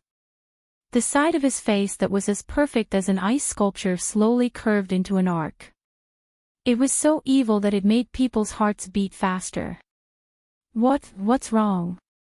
Zhuge Yun didn't know why, but when he saw the man smile, he felt a chill down his spine. Even though the other party didn't say much, he felt a chill down his spine. Hellion Vivian also turned her head and raised her eyebrows at Beligaju. She still had a strawberry in her mouth. Beligaju looked at her and reached out to touch her head. His voice was noble. "There are 2 little mice that have not been dealt with yet. Eat some strawberries first, I'll be back soon." 2 little mice. Based on Hellion Vivian's understanding of His Highness, these 2 little mice must be someone. Go ahead. Anyway, she didn't have any spiritual aura now. She could just leave the killing to His Highness. Hellion Vivian would never waste her energy, especially when she was pregnant. Zhuge Yun was still worried. Is it really okay to let Brother Ju go alone? Would there be any danger in it? As soon as he finished speaking, the sound of trees falling could be heard. The sudden breaking of the trees made the 2 people on the tree almost fall. Fortunately, they had the spiritual aura to help them. They panicked a few times and steadied themselves. What's going on? The person called Elder Su's face darkened. Who's down there? However, there was no response from the forest. The sound of the wind was particularly harsh at this moment. Unable to get a response, Elder Su went down the tree in exasperation. He saw his companion standing under the tree, motionless. "Elder Lu, did you see how the tree broke?" Elder Su continued to ask. However, Elder Lu's exorcist did not respond to his question. Elder Su finally realized that something was wrong. He turned his head and saw a black figure standing quietly not far away. The leaves of the tree shrouded his body with a layer of shadow, but it did not hide the person's noble and handsome face. "It's you."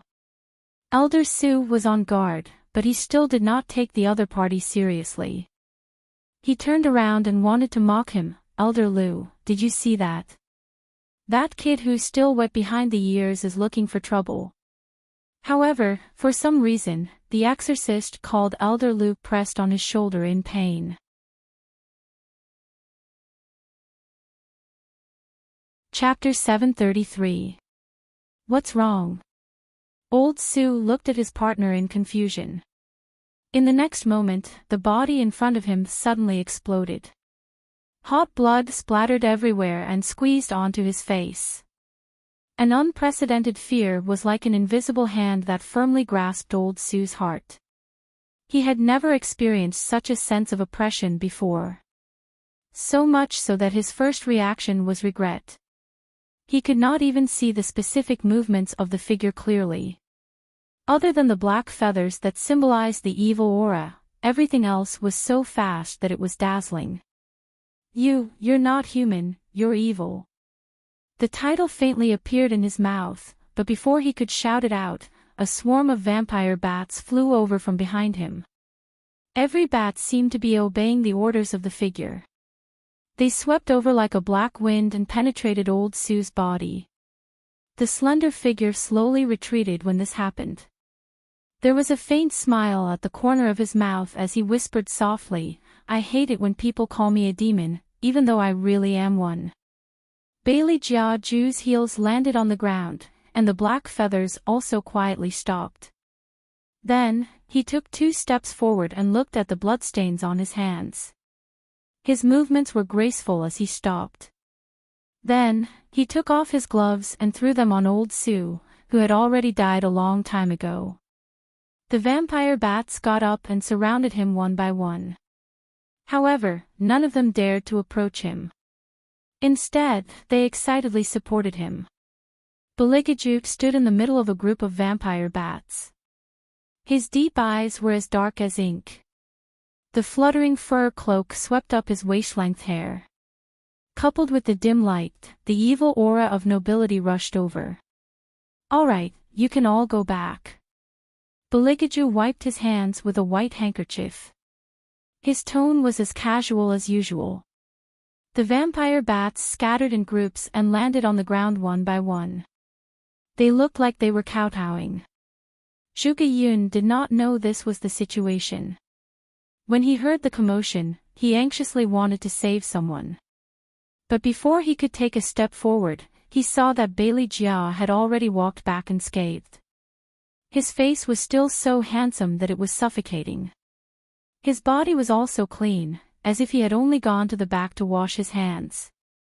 They were too dirty, so it took a bit of time to deal with them. Beligaju smiled in an elegant manner. "Now, we can move on." Zhuge Yun's eyes widened when he heard that. How could this man say that so casually? Don't you see the vampire bats flying overhead? Zhuge Yun lowered his voice, afraid that he would attract the attention of the vampire bats if he was too loud. Beligaju calmly tidied up his sleeves. "I didn't see anything. How is that possible?" Zhuge Yun turned around and said to Hellion Vivian, "They just flew past here, right?" "Brother Wei." Hellion Vivian played with the strawberry in her hand and smiled. "Really? Why didn't I see it?" "Aw." Zhuge Yun was dumbfounded and rubbed his eyes. Was he hallucinating just now? But there was clearly a group of vampire bats flying past here. Hellion Vivian did not look at the frowning youth again. Instead, she looked at Beligaju. "Did you clean it up?" Bailey Jia Ju faintly hummed in agreement and pulled her over. The two of them basically had a tacit understanding. Hellion Vivian touched the bridge of her nose and moved her finger on the map. The smell of blood is a bit strong. After being pregnant, her sense of smell was very sensitive in this aspect. Beligaju looked at her helpless expression and a trace of gentleness flashed through his eyes. Then, he kissed her head and said in a rather annoyed voice, "There is no place to wash it. There are trees nearby, but I cleaned it up. The smell will fade in a while." Helene Vivian was speechless. She was just saying it, but it poked at a certain prince's sore spot. It seems that a certain prince's misophobia was acting up again. However, how did he kill someone? With such a strong smell of blood, only Zhuge Yun, that upright youth, could not smell it. In fact, other than the smell of blood, there was also the familiar mint sandalwood scent on the man's body.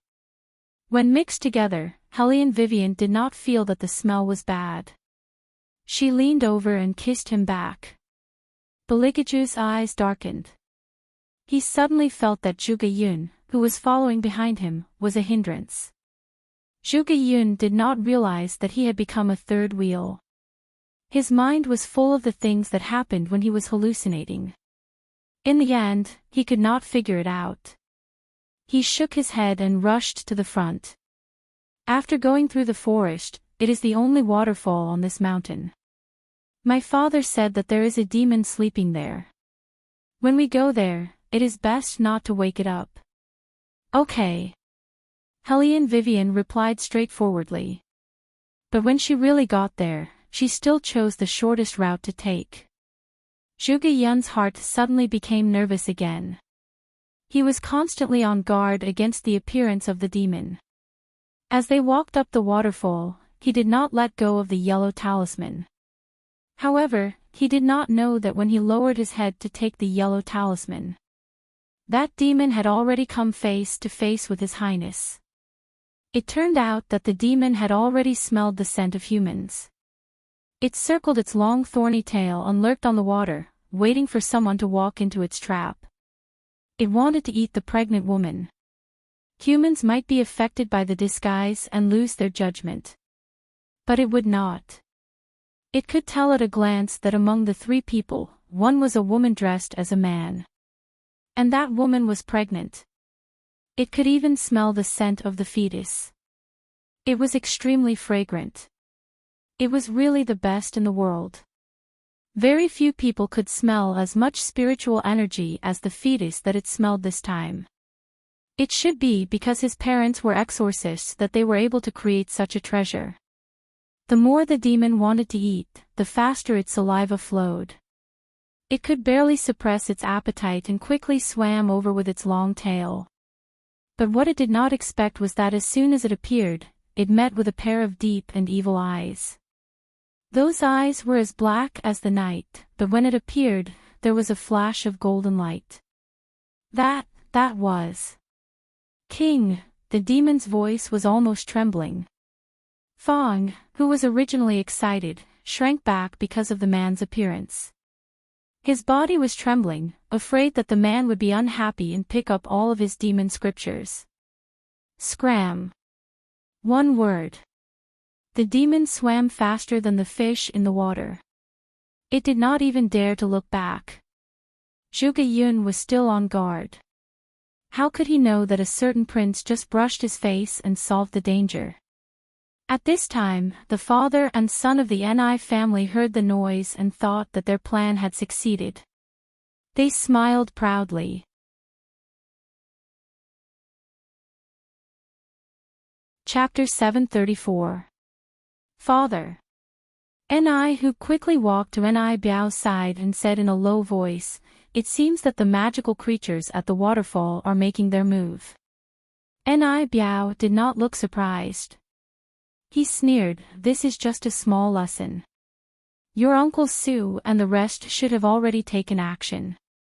When the 2 or 3 people break their limbs, they will carry them to the entrance of the tomb. There will be people there who will laugh at them." Ni who nodded. The smile on his face was more arrogant than ever. The other exorcists saw this and came over to ask, "Young Master Ni, what's the good news?" Before we set off, there was a boastful person from the Zhuge family who said that he would win against us. Now it seems that even if we wait for them at the entrance of the tomb for 3 hours, they will not be able to arrive. Ni who did not reveal their plan. He pointed to the path that led to the entrance of the tomb after crossing another hill. His posture was full of pride. The people around him laughed. That team from the Zhuge family wants to win. Isn't that like hitting a rock with an egg? That's right. Of all the people they could provoke, they just had to provoke young Master and I. In my opinion, young Master and I can't be bothered to argue with them. Otherwise, they would not be able to live peacefully. There's no need to be so calculative when there's such a huge difference in strength. It's just that this foreign exorcist is too good at bragging. Forget about young Master and I, just think about young lady and I. Who can win against her? Even if all the teams on our route are here, we won't be able to see them. Maybe they won't even survive. Such a team should just be left to fend for themselves. They are really overestimating themselves. And I who listened to the discussions around him. His inflated vanity was even more agitated. He really could not wait to reach the entrance of the tomb and see how the three of them looked after losing blood. How is it, Father? Is there any news from Uncle Sue and the rest? And I who turned his head and asked in a low voice. And I Biao listened to the sound and smiled confidently. The sound is gone now. It should be your two uncles who lured the magical creatures away and dragged Zhuge Yun and the rest out. Let's continue forward and wait at the entrance of the tomb. All right. And I whose favorite pastime was to see people regretting their actions. Initially, he had only intended to break Zhuge Yun's arm and call it a day. However, the two amateurs had repeatedly acted recklessly. Hence, they could not blame him for being merciless. It was undeniable that the Ni family's father and son team had the least casualties.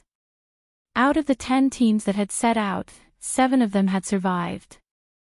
Moreover, when they were climbing up the mountain, they did not see any other teams following them.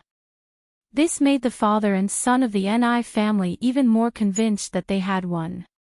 By the time they reached the gathering point at the entrance of the tomb, it was already dusk. Someone exclaimed, "Look! The red flag! Someone has arrived! Who could be so fast?" The exorcists looked at each other.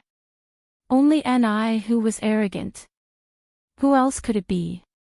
Of course, it's my elder sister. You must have not met my elder sister yet. You can meet her later. When the crowd heard this, they could not help but say in admiration, as expected of the Phoenix girl. With such speed, even if we cultivate for another 10 years, we still won't be able to match it. Look at the ashes, the other party is more than 6 hours ahead of us. The young lady of the Ni family is really amazing. I didn't believe in the Phoenix girl before, but now that I've seen it, I think it's true. Shoo, don't say this in front of the Ni family. Be careful not to offend them. I think the Zhuge family is done for. Zhuge Yun is still young after all. Some things are more difficult for him to do. Who asked him to make things difficult for them?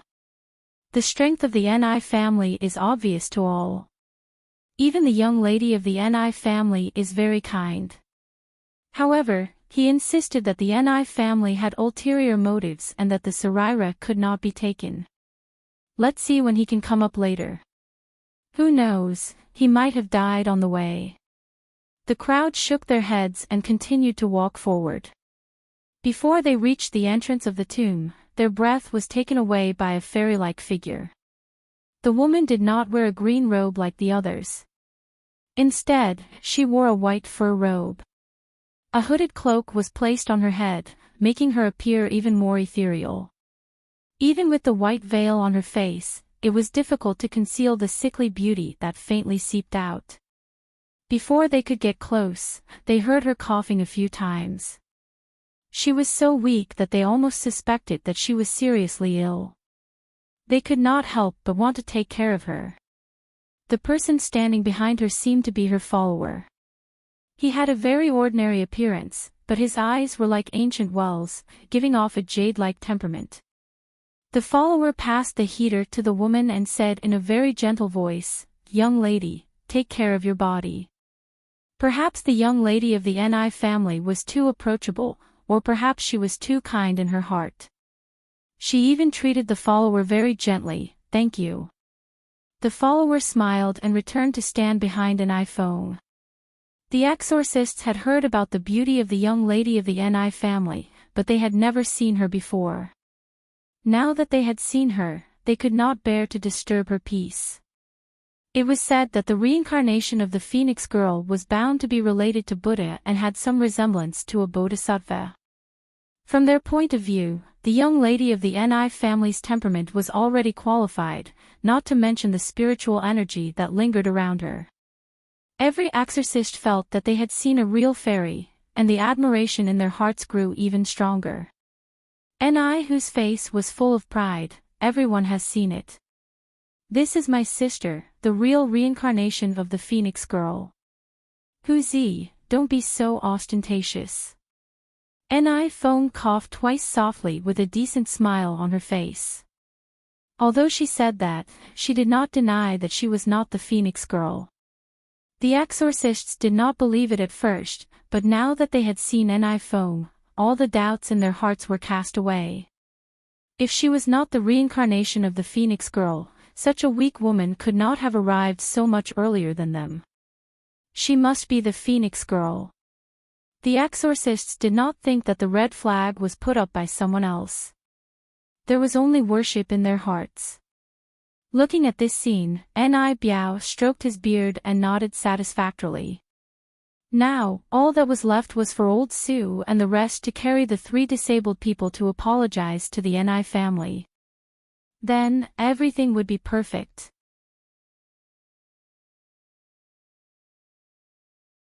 Chapter 735. Zhuge Yun could not be left alive. However, he could not be allowed to die. Zhuge Yun had doubted the Ni family in front of everyone. If he died in the blink of an eye, people would definitely doubt the Ni family. Now, he had to ask someone to save Zhuge Yun's life in front of everyone. As for how to torture him after he was saved, that was a matter for later. Anyway, he should be unable to move now and would not hinder his plan anymore. Keeping him alive would not only prove to the world that the Ni family did not have any evil intentions, but it would also win the hearts of countless people. At the same time, it would also tell the Zhuge family that they could not afford to offend the Ni family and that they better behave themselves in the future. Ni, who was not as good at hiding as Ni Biao. He had an expression that said, "Our family has already won," on his face. He looked behind him in disdain and said, "We are all here, but Zhuge Yun and the rest are not here yet. Who knows when they will be here? Don't make us wait until tomorrow. I don't have that kind of patience. In my opinion, we should enter the cemetery first." "How long do we have to wait for them?" someone suggested. Ni Biao shook his head hypocritically like a kind senior and said, "It is not easy for anyone to get here, not to mention that Zhuge Yun is the only son left in the Zhuge family. The sky is not dark yet, so it's okay to wait for them." No one had ever dared to embarrass him like those brats did. He had to get back his face. Others did not understand Ni Biao's thoughts, but as his son, Ni Hu, of course understood. He laughed arrogantly and said, "Listen to my father, wait for them. Old Master Ni and young Master Ni are really righteous." Someone gave a thumbs up and praised, "Zhuge Yun is so suspicious of the Ni family, but old Master Ni still advised us to wait for him. Anyway, we won't win even if we wait. There are already 12 teams here. 2 of them were automatically eliminated, so they will be last even if they come." As the exorcists were talking, they saw a figure walking up from the bottom of the mountain. That figure was none other than Zhuge Yun. However, they did not know why he was so leisurely and elegant. He even caught 3 fish with the peachwood sword in his hand. "Hey, young Master Yun is finally here." Although the disciples of the Ni family called him young Master Yun, they were actually mocking him. "Where are your 2 partners? Could it be that they died on the way here and couldn't come up with you? You'll know what's going on if you see it. But young Master Yun, you're really slow." We've been up here for a while, but you've only just shown your face. Last place, you can only be eliminated. The Ni family laughed out loud as they spoke, but no one stopped them. Ni, who was also puzzled as to why Zhuge Yun would come up alone. According to the plan, his two uncles should be the ones to carry the three people who were missing their arms and legs. Why were his two uncles not here? Perhaps it was because they were separated midway, but when Ni Hoot saw Zhuge Yun's disheveled look, he was certain of his guess. He walked towards Zhuge Yun arrogantly and said, "Brother Yun, don't be too rash. Do as you can. What's the use of saying such nice words? Don't you agree? In the end, you are the one who will lose face. TSK, why do you have to make it so unbearable?" He had even sacrificed his partner's life, but he still couldn't obtain the right to enter the tomb. Those two amateurs are even more ridiculous. How dare they threaten to win against our Ni family? They really overestimate themselves. Zhuge Yun frowned and wanted to say something. However, Ni Hu did not care at all. Instead, he turned around and asked Ni Feng, "Big sister, you should tell him when you planted the red flag on the road. It's good to let this person know the distance between him and the Ni family." Red flag. Ni Feng coughed softly.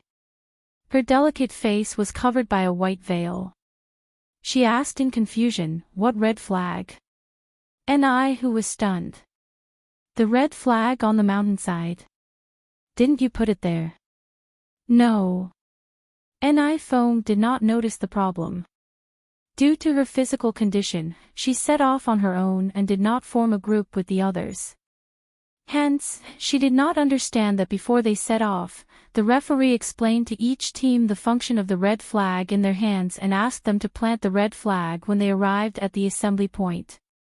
Ni Hu was even more dumbfounded.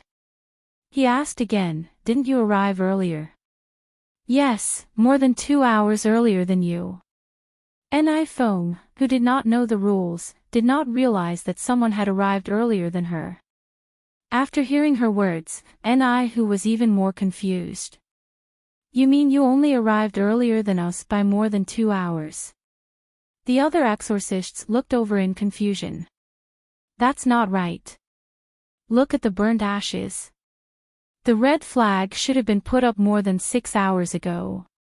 Could it be that someone arrived earlier than Big Sister?" Someone shouted in disbelief. Ni Hu immediately retorted, "How is that possible? Young Master Ni, didn't you see it too? The burnt ashes are obviously more than 2 hours ago." The exorcists looked at each other. If the first person to arrive wasn't Miss Ni, who could it be? Yes, who could it be? Who could be faster than Miss Ni? No one could figure it out. At this time, the expressions of the Ni family's father and son had turned sour. Ni Hu tried to find an excuse. "No matter what, all the teams are here. If someone really arrived earlier than my big sister, why aren't they here? Who said we weren't here?" A lazy voice drifted from the entrance of the tomb in the distance. Gradually, 2 people walked out from the shadows. Beligaju still exuded an ascetic beauty with his untainted coldness. On the other hand, Hellion Vivian looked like she had just woken up. She yawned in a green shirt and white shirt, looking handsome and charming. "We came too early. We just found a place to sleep and heard young Master Ni ridiculing us. What a great show." The expressions of the Ni family's father and son changed when they saw the 2 people's faces. Now that they heard Hellion Vivian's words, their eyes shook violently. How was that possible? How could these 2 people be standing here unscathed? Ni Hu clenched his hands. Where were his 2 uncles? And, what did this person say? They were already here. Ni Hu growled and sneered at Hellion Vivian, "That's impossible. Even if you're early, you can't be the first to arrive. Nothing is impossible. I was the one who put up the red flag. Zhuge Yun, who was holding a peachwood sword, stood in front of Nihu and blocked him. Nihu snorted in amusement after hearing that. Brother Yun, you must have heard my big sister say that she didn't put up the red flag. That's why you said that you put it up yourself. You must be dreaming.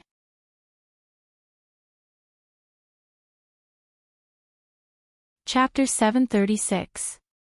I didn't, Zhuge Yun could not help but blurt out. Even his brows were furrowed. Nihu continued to ask, you didn't. Everyone saw it. You only arrived after we did. How could you be the one who put up the red flag? Brother Yun's words might be able to fool others, but they can't fool us. I did arrive early, but because we waited for too long, I was afraid that Brother Wei would be hungry, so I went to catch some fish. Zhuge Yun hurriedly explained. He did not expect that he would provoke Nihu's attack when he only went to catch some fish. Biao was different from Nihu. The experienced and astute him knew that the red flag was most likely put up by Zhuge Yun. However, it was precisely because he knew that he could not give up on the attack now. They had spread the word long ago, and the people around them had already predicted that the Ni family would win. If Zhuge Yun and his team were to reverse the result now, what would happen to the Ni family's reputation? Even if they had to think of a way, they could not let Zhuge Yun and his team win. Biao thought to himself, and the first thing he said was, nephew, we are not unreasonable people. You said that you put up the red flag, but it was only because you wanted to catch some fish. In fact, who can prove that the red flag was put up by your team? Or if anyone saw it, then it's your win. Biao was very polite and his tone was peaceful, but in fact, what he meant was that this matter did not count as long as no one witnessed it. Zhuge Yun did not expect Biao, as a senior, to be so shameless. He clenched his fists angrily. When we came, there was no one around except for the three of us. Who could have seen it? Then there's no other way. Biao looked regretful. Nephew, it's not that I'm being arbitrary, but you said that no one saw it, and you came from behind. It's hard to say. Zhuge Yun never knew that Biao was such a person. Perhaps his memory was still stuck in his childhood, or perhaps Biao had never shown his true colors. In fact, if he thought about it carefully, how could Biao not know that Nihu dared to bully the Zhuge family? What uncle? He was just trying to use his status to talk. Zhuge Yun's eyes were bloodshot, but the exorcists beside him were still skeptical of him. It was not for any other reason, but because Biao had spoken, they had to consider what was going on. When Nihu saw the situation, he became even more arrogant. He turned around and said to Zhuge Yun, take a good look at your team. Do you think that you, an intermediate exorcist, and two outsiders can outrun my elder sister's speed? Brother Yun, can I trouble you to tell a better lie? Do you think all of us are idiots? After hearing Nihu's words, the exorcists looked at Zhuge Yun with even more suspicion. Zhuge Yun had never tasted such inexplicable politeness before. He really did not expect the Ni family to be so shameless. His fair face turned red from anger. Of course, Ni Feng knew what was going on, but she didn't intervene. She just stood aside silently as if she agreed with Nihu's words. The attendant standing behind her lowered his eyes. No one knew what he was thinking. Under his long sleeves, his slender fingers moved, filling the air with the smell of herbs. It seemed that since Hellion Vivian and the rest appeared, this attendant had been unusually quiet. No one would notice him, but when he lowered his eyes, it was obvious that he did not agree with the Ni family's actions. Brother Yun, it's okay if you can't win, but you can't lie. How can you be so vain? Seeing that Zhuge Yun was speechless, Nihu became more and more insatiable. Who could prove that the flag was planted by Zhuge Yun's team? As long as there was no concrete evidence, the Ni family would still win. Although he did not see the three people's miserable state of having their arms and legs broken, as long as he could give them a harsh slap in the face, it would be worth it.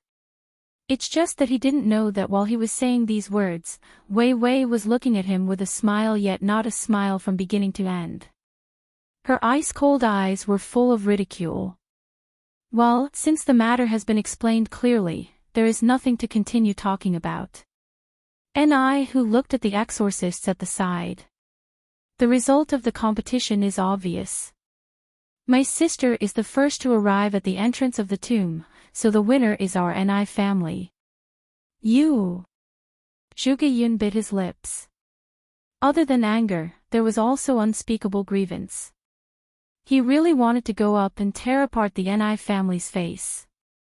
However, he knew that his ability was too limited. He couldn't even protect their victory, and could only be slaughtered by everyone. Just as Zhuge Yun was about to give up, his arm was pressed down. It was Hellion Vivian. She looked at Ni Biao and said unhurriedly, "This is the first time I've seen people with no bottom line like the Ni family. It's fine that others won, but you still insist that you're the one who won. You're so shameless, Master Ni.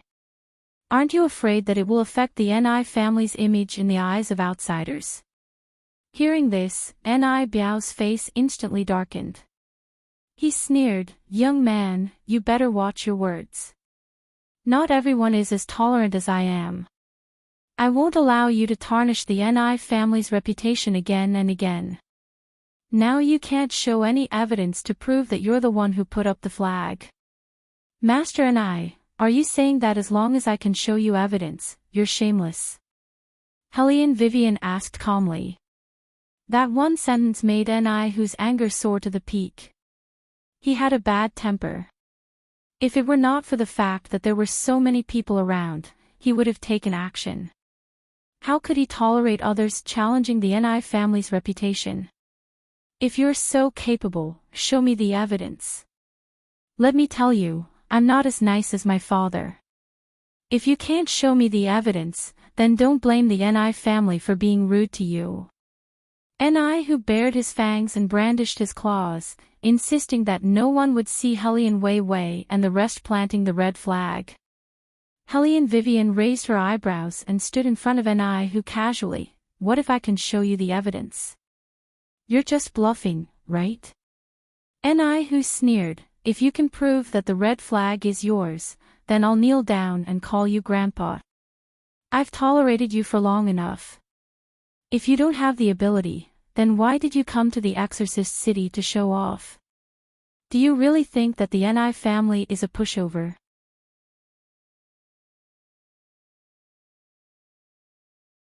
Chapter 737. All right. Hellion Vivian interrupted him. In the face of Ni whose arrogance, she was still as cold as ever. Her voice was not loud, even a little faint, but there was a strength that could not be ignored. "Young Master Ni, you said it yourself. Aning, go and pull down the red flag. Let young Master Ni have a good look at who put it up." As soon as Hellion Vivian's voice fell, a figure flashed past in front of them. The figure moved very quickly, and in the blink of an eye, the red flag was erected in front of Ni who. The red flag was not big, so when it was in front of Ni who, he did not pay much attention to it. He even had a hint of disdain. "What? You pulled out a person to show off your skills, and you want to use it as evidence? There are many people with such skills in our Ni family." Hellion Vivian glanced at him indifferently. She turned the red flag over with one hand and pressed her slender index finger on the bamboo pole. She stood there with her back straight and said in a lazy tone, "Young Master Ni, you're thinking too much. What I want you to see is not An Ying's body, but this red flag. When you're free, ask your father to bring you to see a doctor. Can't you see such a big word?" Ni who was so proud that he did not lower his chin. Now that he heard Hellion Vivian's words, he glanced at the red flag. With just one look, his entire body seemed to have been heavily choked. His eyes widened and his pupils suddenly shrank into a bowl. The originally arrogant smile on his face stiffened just like that. Ni Biao also saw the mark on the flag. The red flag was originally hung up, but now it was turned over. Only then did he realize that there were words written on it. It was just a few strokes, but they were vigorous and vigorous. Even the ink had dried. It must have been written a long time ago. It was almost instantaneous. All the exorcists were in an uproar, as though they were boiling water. It's Zhuge. Zhuge is written on the flag. In other words, this red flag was put up by Zhuge Yun. So, the first team to reach the entrance of the tomb was actually not the Ni family's young master, but the Zhuge family's young master. Oh my god. A whole 6 hours more than us, how did they do it? Also, I've seen the map. Their path is more difficult, right? It is said that they have to pass through a waterfall. No one knows what is inside. I thought they were dead for sure. Amazing. Truly amazing. Like a tidal wave, the sound came from all directions. Zhuge Yun himself was a little dumbfounded. He stood there in a daze because he didn't know that there were words written on it. His two benefactors had never told him that there was the Zhuge family symbol on the red flag. Noticing his dumbfounded expression, Hellion Vivian didn't say anything. She just smiled gently. She always liked to hold back. Moreover, as a domineering CEO and an arms tycoon, how could she not mark her own territory when she occupied a mountain? She was very territorial, okay? So, doesn't this mean that the Ni family lost? Someone said and looked at Ni Hu and Ni Biao. Ni Hu had never expected such an ending. Ever since he was born, no one had ever looked at him with such a gaze. People had always held him in high regard. When had he ever encountered such a situation? He could only feel his face burning. He could not wait to raise his hand and kill Hellion Wei Wei with a single stroke of his sword. However, Ni Hu knew that he couldn't do it under the watchful eyes of the crowd, let alone kill. Ni Biao's expression did not look good either. The matter that was initially in his grasp had slowly turned out to be out of his expectations. Furthermore, the other party had even won the first round, which was a huge slap to the Ni family's face. He was too soft-hearted. If he knew this would happen, he would have ordered Old Su and the rest to kill these three people directly on the way. However, the embarrassed Ni Biao had forgotten that Old Su, whom he missed so much, still hadn't shown up yet. Ni Feng stood behind Ni Biao. Her eyebrows that were hidden under the veil frowned and her pale fingers clenched. Originally, this matter had nothing to do with her. She knew what her family was like and what her father and younger brother wanted to do. She was just pushing the boat along, but she didn't expect the other party to win. How was this possible? She was escorted by the guardians of the exorcising tribe all the way here. How could the other party be faster than her? However, the red flag with the word Zhuge in front of them explained everything. No matter how shamelessly the Ni family wanted to defend themselves, after seeing this red flag, they couldn't say anything anymore. Hellion Vivian looked at their expressions casually. Her fingertips slid across the flag and she smiled. Young Master Ni, you've seen the evidence. Next, shouldn't you kneel down and call us Grandpa? You. Ni who didn't expect that someone would dare to ask him to kneel down and call them Grandpa. He immediately lost his temper. Who do you think you are? Do you really want me to kneel down to you? Dream on. Hellion Vivian's eyes turned cold. When she looked at Ni Hu again, her eyes were sharp and cold.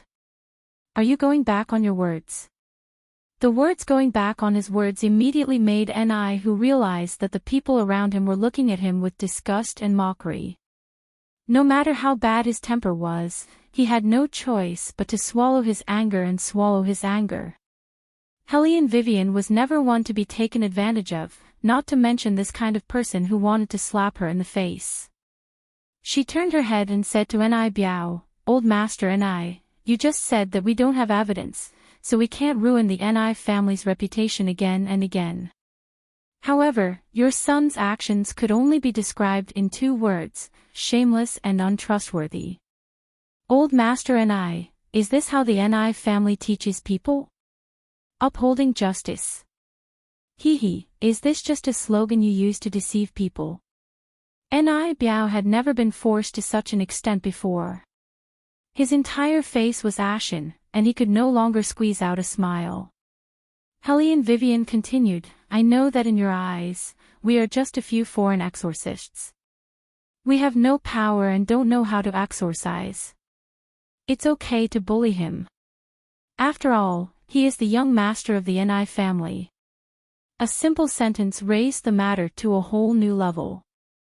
Bullying the weak was the most disdainful thing for exorcists. Originally, the exorcists already had opinions about Ni's behavior. Now that they heard Helene Vivian's words, they looked at the Ni family with eyes full of crusade. Ni Biao knew that he had to give everyone an explanation. Otherwise, the reputation that he had built up over the years would be completely destroyed. However, Ni who didn't realize this and was still shouting, "What nonsense are you talking about? When did I ever bully you?"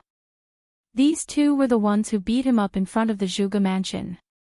"We haven't settled our previous scores. Don't you dare."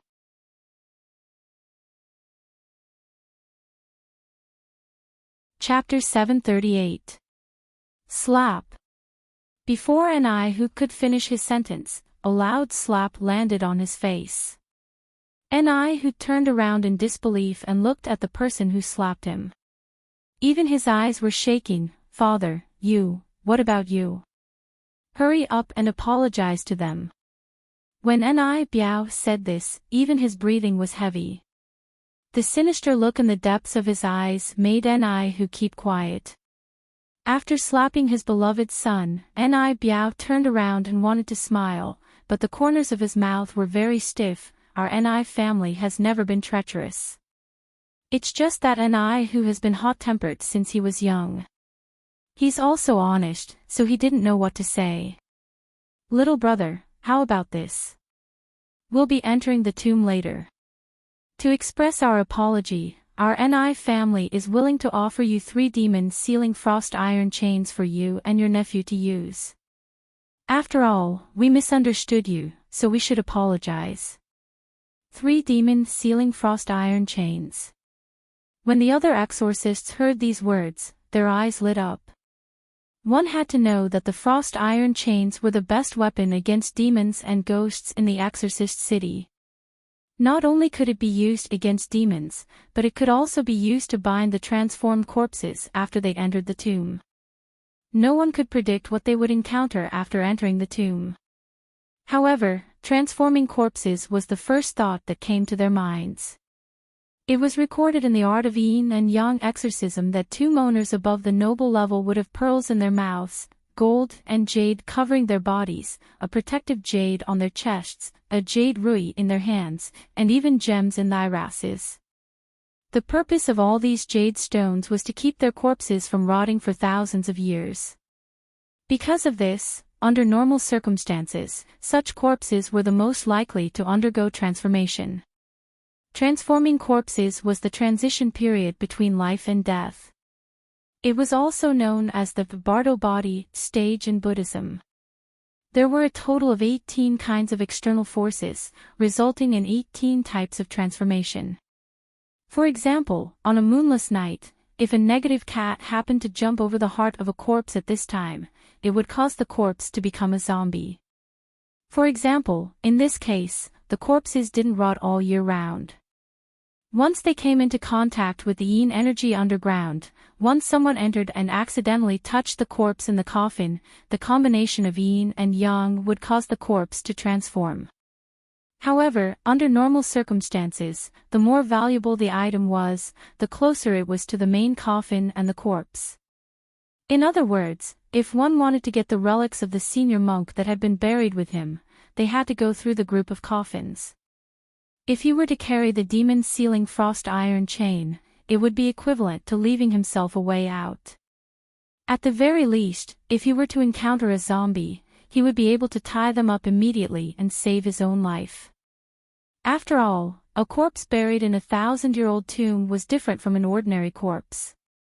Ordinary zombies could be temporarily stunned with yellow talismans. However, the corpses in the mausoleum were different. Yellow talismans were completely useless against them. This was something that all exorcists understood. Therefore, long before the competition, the price of the demon sealing frost iron chain had skyrocketed. Everyone hoped that they could have such a life-saving rope that could save their lives at a critical moment. Now, Ni Biao had thrown out 3 apologies at once. This was an exchange that would benefit them so much that anyone would agree to it. As spectators, the exorcists were extremely tempted. They all looked at Helly and Vivian. Ni Biao was confident that as long as he made such an offer, the other party would agree even if they didn't know what was good for them. After all, compared to those verbal apologies, the frost iron chain was much more valuable. No matter what, he couldn't let his beloved son kneel down and call these 3 people grandpa in front of so many people. If that happened, the Ni family would lose face. Even if the entire exorcist city and the whole world belonged to him in the future, it would still be a humiliation that couldn't be erased. Therefore, he had to prevent this from happening at all costs. In fact, he was very clear about the other party's intentions. They just wanted some benefits, so they wouldn't let go of the Ni family.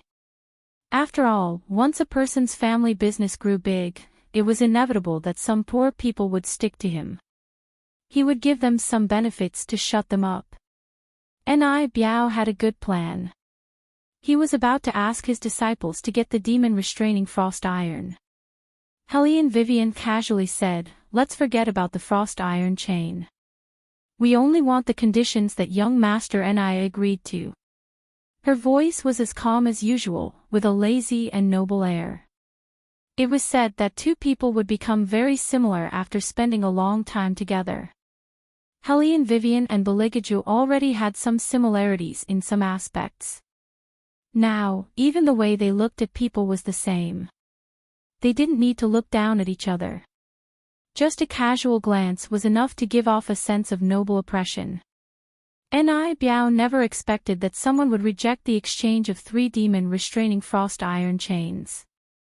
After hearing Helly and Vivian's words, the little smugness on his face was completely destroyed. Ni who was even more so because of Helly and Vivian's words. He was so angry that even the veins on his forehead were about to burst. He looked at Helly and Vivian with eyes full of venom. He looked like he wanted to bite her to death. Helly and Wei Wei did not even look at him. The side of her face was as fair as jade, and her unruffled composure made some of the exorcists admire her at this moment. Young Master Ni's initial conditions. Someone couldn't help but ask, "Isn't that kneeling?" As soon as that was said, all the exorcists looked at the Ni family. Although not many people would do that, young Master Ni was the one who said it. He couldn't blame her for making him follow through. "Father." Ni Hoot saw this and could only turn to Ni Biao for help. At this time, Ni Biao was full of regret. A murderous intent that he had never felt before grew in his heart. However, he knew clearly that there was no turning back. Ni Biao took a deep breath. Every word seemed to be squeezed out from between his lips, "Go and apologize. But from now on, if anyone is in danger in the graveyard, don't expect the Ni family to save you." His words were nothing more than a threat. Helly and Vivian curled her lips into a smile. She didn't take his words seriously and said slowly, "I have something here that I haven't had the chance to give to Master Ni." After young Master Ni apologizes, I'll let Master Ni see what it is. Ni Biao didn't want to talk to Hellion Vivian anymore. He turned his head away, his face full of viciousness. Ni who knew that at this point, it was useless for him to say anything else. He could only walk towards Hellion Vivian and the rest.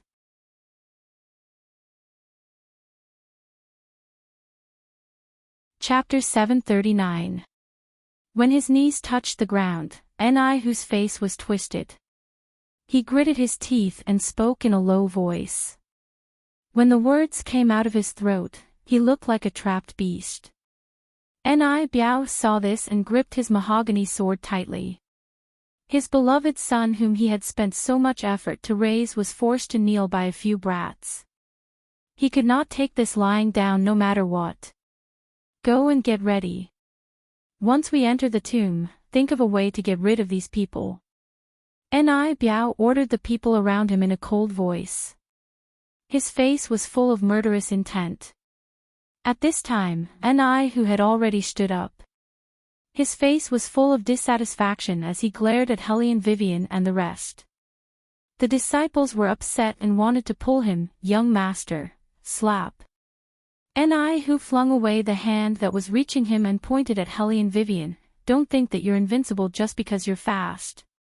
We've just arrived at the entrance of the tomb. It's not certain who will win or lose. Once we enter the tomb, you'll be begging for mercy.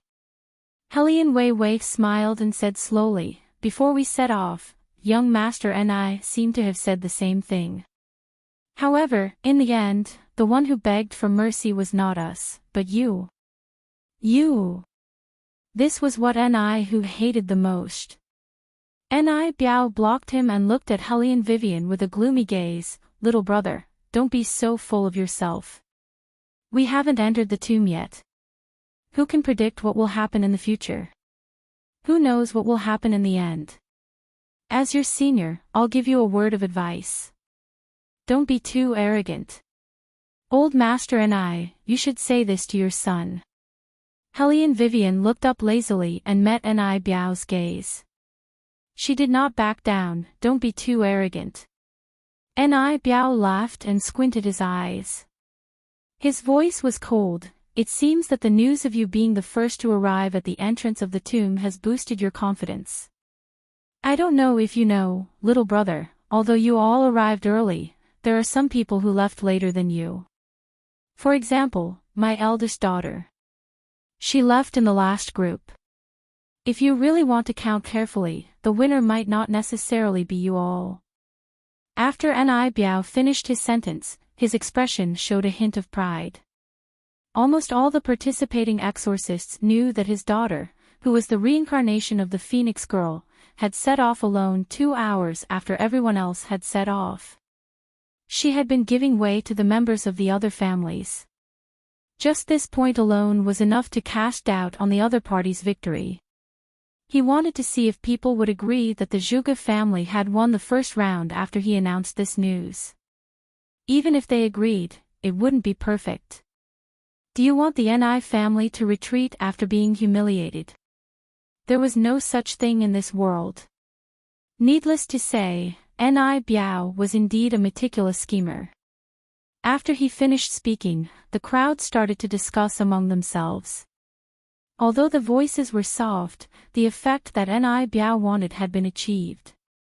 He looked at Hellion Vivian and the others, and the smile returned to his face. Hellion Wei looked at him. Her eyes were black and transparent, without a trace of impurity. She said calmly, "This is a competition. We have won according to the rules of the competition. However, Old Master Ni, what are you using to pressure us with these kinds of words? According to Master Ni's calculation, does it mean that your Ni family sent out more than 30 disciples to fight against the 3 of us? Even if you were the first to arrive, it would still be considered a loss. After all, you have 10 times more people than us." Before the start of this competition, everyone thought that we were bound to lose. Now that we are the first to arrive at the entrance of the tomb, Old Master Ni is trying to find some groundless reason to deny our victory. I would like to ask, is the winner decided by the rules of the competition, or Old Master Ni himself? As the leader of the 12 Shadows of the Tang sect, other than the arms business, she also majored in law and lawyer. Although it was not usually used, the Tang sect had specialized people in this area. Furthermore, there was the sly young Master Tang, who could settle a case with a few words. There was no need for her to show up. However, it did not mean that she did not know how to use it. If Ni Biao wanted to attack them verbally, he would have to ask for her permission first. Following Hellion Vivian's words, Ni Biao's face froze again. This was because Hellion Vivian's words were like a stone thrown into the water. Although it was not strong, it was enough to cause ripples because it hit the center of the water. The gazes of the surrounding people had changed, and whispers could be heard from the crowd. The number of people from the Ni family should be the sum of all our teams. It's easy to win. That's right. The Zhuge family only sent 3 people to participate in the competition. The rest of the children are too young to participate. It's already not easy to win under such circumstances. Why is Master Ni still so insistent? To put it bluntly, he's just unwilling to admit defeat. The Ni family has never lost before, so it's inevitable that he would feel unjust.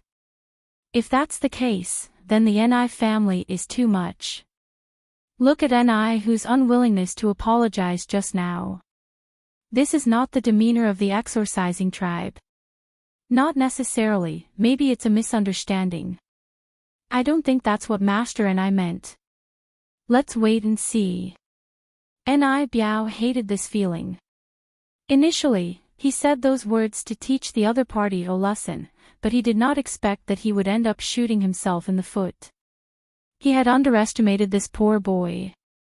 He was not very capable, but he had a sharp tongue. Now that everything he said was wrong, did he really have to apologize to a junior in front of everyone? How was he going to convince the others in the future? Ni Biao clenched his fists so tightly that his fingers turned red. For the first time in his life, he tasted the feeling of being choked.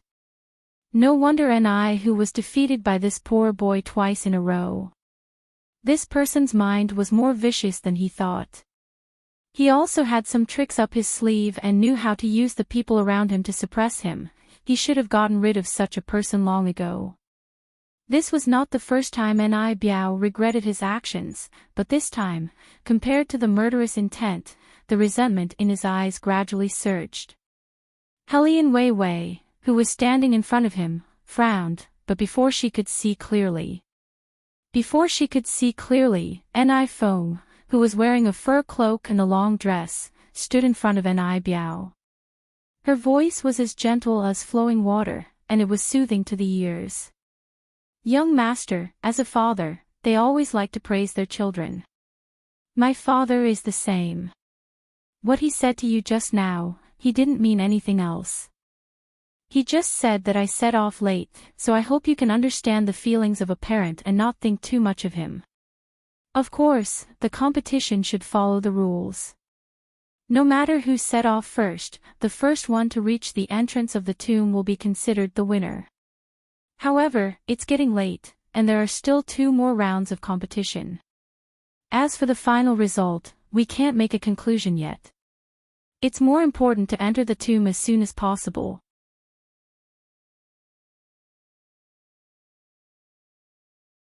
Chapter 740. On the surface, Ni Feng's words sounded very understanding. After all, her tone was too gentle. After hearing it, people would only think that she was sensible, kind-hearted, and upright. In fact, her words not only helped Ni Biao out of his predicament, but also glossed over the fact that Hellion Vivian and the rest had won. She also hinted that this was not the final result of the competition. Hellion Vivian had never seen Ni Feng in this life, but she was familiar with her in her previous life. She had the same attitude, leaving the bad guys to others and fanning the flames behind. Compared to Ni Hu, this kind of person was the one she least wanted to see. The reincarnation of the Phoenix Girl. Helene Vivian chuckled. Even if it was fake, it was too unqualified. However, people were always ignorant, and they trusted their eyes more than their hearts. Therefore, when Ni Feng spoke, there was naturally a round of agreement. Miss Ni is right, entering the tomb is more important. The most important thing for us is to get the Saraira. Reaching the entrance of the tomb is only the first step. No one knows what dangers we will encounter after entering the tomb. Therefore, we should go in as soon as possible before it gets too dark and try to get out of the tomb before the rooster crows.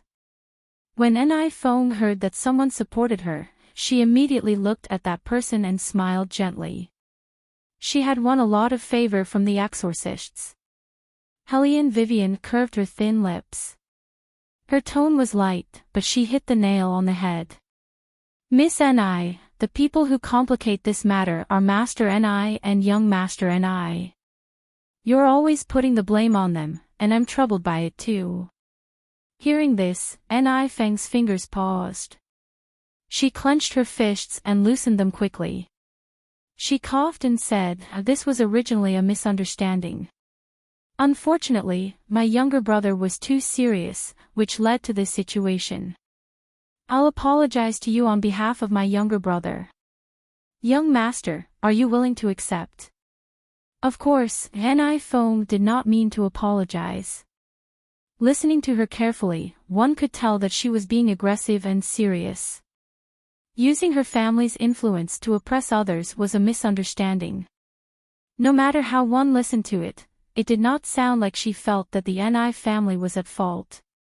However, since Ni Feng had said so, Helene Vivian would be considered petty if she did not respond. From the beginning until now, Ni Feng thought that she had figured out the character of the person in front of her. That was why she deliberately said such words to let Helene Vivian refute. If that was the case, the one who would be looked down upon would not be the Ni family, but the person standing opposite her. However, what Ni Feng did not expect was that Helene Vivian actually looked at her and smiled. That look was as if she could see through all her thoughts. She said indifferently, "Okay, you can apologize." Ni Feng paused for a moment. Then, she clenched her fists and narrowed her eyes. She never thought that the other party would agree so readily. Moreover, she didn't really want to apologize. She was prepared for what she would say next if the other party refuted her. She would make everyone hate the other party. But now, the situation was the complete opposite. It felt like she had placed the bait, but the other party didn't even look at her, let alone take the bait. Although an apology was just a formality to her. However, such a feeling of inferiority still made her feel very uncomfortable. However, Ni Feng was such a person. Even if she resisted, she would not show it on her face. Instead, like before, she coughed and said gently, "I'm sorry." Zhuge Yun was dumbfounded when he saw this scene going back and forth in the tomb. He had never seen anyone who could make the Ni family apologize in front of so many people. Helene Vivian was one of them. She could force the Ni family to this extent by herself. Whether it was Zhuge Yun or the other exorcists, when they looked at Helene Vivian again, their eyes were filled with shallow but obvious admiration. Young Master Zhao's team did not come up. If they were here, they would definitely hug Helene Vivian's leg and call her boss. That group of people had witnessed part of Helene Vivian's strength. Until now, other than Zhuge Yun, none of the exorcists present knew about Helene Vivian's wisdom in retreating from the vampire bats. Of course, when they heard about it in the future, they were still shocked for a long time. The Ni family's father and son, who were unaware of all this, were still imagining that Helene Vivian would kneel down and beg them for their lives after entering the tomb. Therefore, no one wanted to enter the tomb more than them. No matter how good they were at talking, they were still inexperienced in exorcism. When they entered the tomb, they would be in familiar territory. These three people would have to think twice before acting arrogantly. Ni calmed down as he thought about it. He tried not to think about kneeling down and apologizing. Although the image kept replaying in his mind, and he felt like he was being slapped in public, he had to hold it in now. Only by holding it in could they return the favor. Time's up. Someone among the exorcists said, "It's already past noon. Even if someone comes up, they will only be considered as a team that has been eliminated.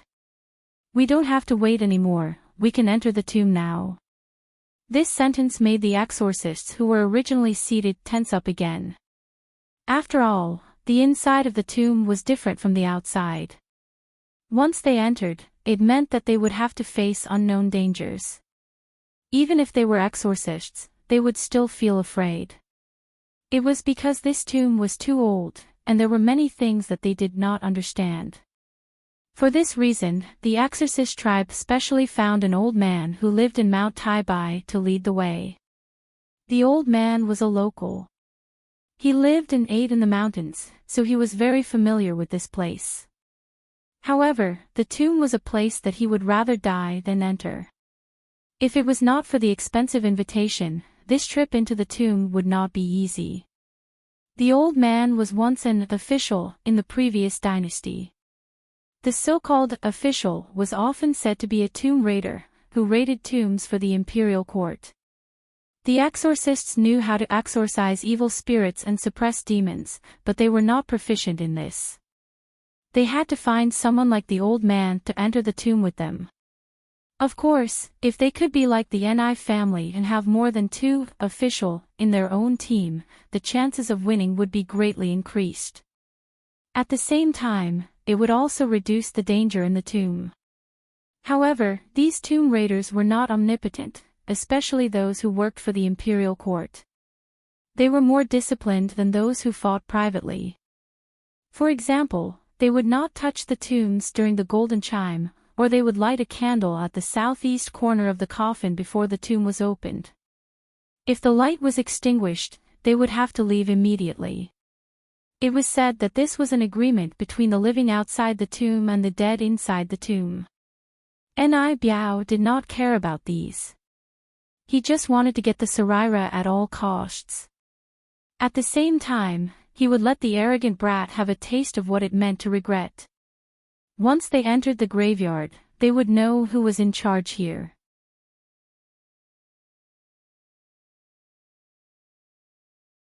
Chapter 741. However, there was one thing that Ni Biao found strange. Why had Elder Su and the rest not arrived at the entrance of the tomb yet? Logically speaking, it was impossible. Even if they lost track of Zhuge Yun and the rest midway, with their abilities, they should have arrived before the time limit. Could it be that they had encountered some mishap? Ni Biao looked behind him, his eyes darkening. A disciple leaned over and whispered a few words in his ear. Ni Biao's eyes immediately narrowed. You didn't find them. Things were getting weirder. Where did Elder Su and the rest go? The disciple looked at Ni Biao's face and guessed, could it be that Elder Su and the rest were taken away by the demon under the Zonghai waterfall? Ni Biao paused, then said, impossible. Since the 3 brats could cross the Zonghai waterfall and reach the entrance of the tomb, it meant that the demon under the waterfall was not awakened, and Elder Su and the rest should be able to cross the waterfall as well. Forget it, it's not a big deal. Let's go in first. You guys wait outside the tomb and wait for Elder Su and the rest. Ask them to wait here, there's no need to go back. When the time came for him to obtain the Saraira, once something went wrong, he could also ask Old Su and the others to immediately solve the problem that could arise at any time. As proud as Ni Biao was, he never thought that there was another possibility, which was that Elder Su, who he sent out, had been silently eliminated by someone else. He also did not know that the one who had the final say in the tomb was not him, but someone else who was the Devil King. That someone was now standing beside Helene Vivian, quietly studying the stone wall at the entrance of the tomb with his deep eyes. His indifferent side profile had a strong scholarly aura. On the surface, He was definitely elegant and noble, but in fact, when he lowered his head, there was a faint smile on his face, revealing the devil's unique black-bellied aura. Interesting. Helene Vivian raised her eyebrows. What's interesting? Nothing. Beligaju tidied his robe, looked at the secret passage leading to the tomb, and said, "It's just that when I saw this tomb, I suddenly thought of an old friend." Helene Vivian's interest was piqued. An old friend? Don't tell me it's an iPhone. It's not the kind of person who is important for no reason. Beligaju only gave Helene Vivian this sentence, and then escorted her into the tomb. He did not tell Helene Vivian that the old friend he mentioned was actually her previous life. The exorcist immortal who was rumored to be the one he was most afraid of. She should have lived was in this area at that time. Because he was on the mountain. Although he didn't meet that immortal face to face, he could feel the Buddhist aura surrounding Taibai Mountain at that time. He did not know what the original true form of that Buddhist chi was. He could even sense it from the devil realm, which was 3 feet underground. At that time, he didn't have much interest in conquering the demon realm. He just liked to kill and hunt. The most interesting thing was to see the struggle and cowardice of humans in the face of death. Under normal circumstances, those humans would cry and beg God to save them. Was God. He were AO of them. As of him, he were exorcist devil at the very least. He could help them complete their revenge, and he could help them get the wealth they wanted the most. Of course, all of this had to be exchanged with their souls. However, he gradually realized that those souls were too common. Everyone was almost the same. They were all greedy, and they were all boring. That was why he still felt unsatisfied. It was not until he came into contact with the familiar Buddha's aura that his impetuous blood gradually calmed down. Judging from Father's expression, he's not thinking about his old lover, is he? Helene Vivian's bigger fetus moved in her belly. He snorted and said to the smaller fetus, "I knew he was unreliable. Once Big Brother is out, I'll take Mother and you to a faraway place." The smaller fetus once again had the urge to facepalm. After all, his older brother was too professional in slandering his father. He seemed to be able to predict how impatient his father would be when he saw them after they left. He would probably throw them to the palace maids to take care of them. After all, his father had zero tolerance for anyone who disturbed him and his mother. "But, Big Brother, did your power change today?" The smaller fetus asked with wide eyes. The bigger fetus was still holding the smaller fetus carefully, as if he was protecting him. His voice was cool and soft. "Yes. Once we're in the cemetery, my power will increase. Big Brother knows you can't get used to it. When the time comes, you don't have to help Big Brother purify it. Just close your eyes and have a good sleep. Don't worry about those demons. They can't hurt Mother. Father is still there. I'm not worried about the demons. As long as Father exudes his aura, they will naturally retreat. Just like that thing under the waterfall today. It ran away faster than the little loaches when it saw Father. I'm worried that the yin energy in the cemetery will be too strong, and Mother will be invaded by evil spirits. If that's the case, The smaller fetus did not finish his words. The bigger fetus interrupted him and said flatly, "Big Brother is here." The smaller fetus looked at the bigger fetus in front of him with his red eyes. Then, he smiled and nodded, completely trusting him. The bigger fetus patted his back clumsily and domineeringly.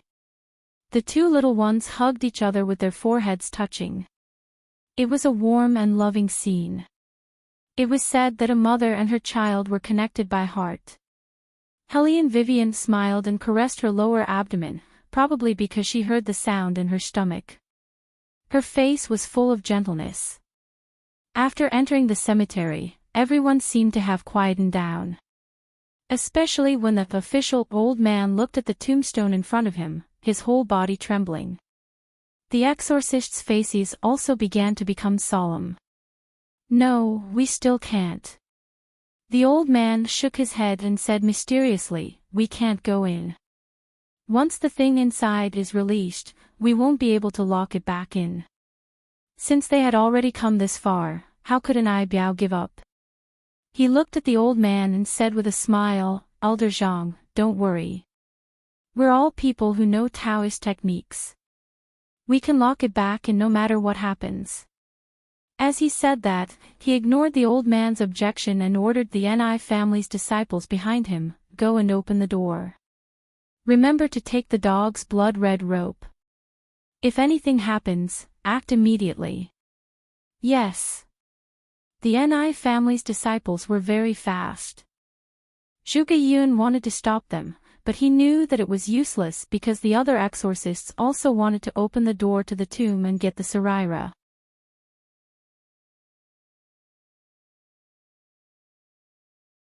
Chapter 742. The stone door was engraved with a sculpture of a beast with a human face. It gave off an eerie feeling that one should not offend. The Ni family was about to walk over. He didn't know where the wind came from, but it made a strange, light sound. Then, someone shouted, look, what is that? Hellion Vivian followed the person's finger and looked over. At dusk, beside the originally empty tomb, a meandering river appeared on both sides of the tomb. The water slowly flowed down the mountain. It was extremely deep. The water was clean, and there were aquatic plants growing in the river. It looked harmless on the surface. However, Hellion Vivian found it strange that there was not a single fish in the water. The most bizarre thing was that not only were there no fish, there were no other creatures besides the seaweed. The color of the seaweed was very dark, and all of them grew in the dark, floating above the river. From afar, it looked like the long hair of a drowned woman floating in the air. Moreover, they all saw that there was no river here. Why did a river appear when they were about to enter the tomb? Could it be a warning to them? Hellion Vivian raised her eyebrows and looked at the changes in the river vigilantly.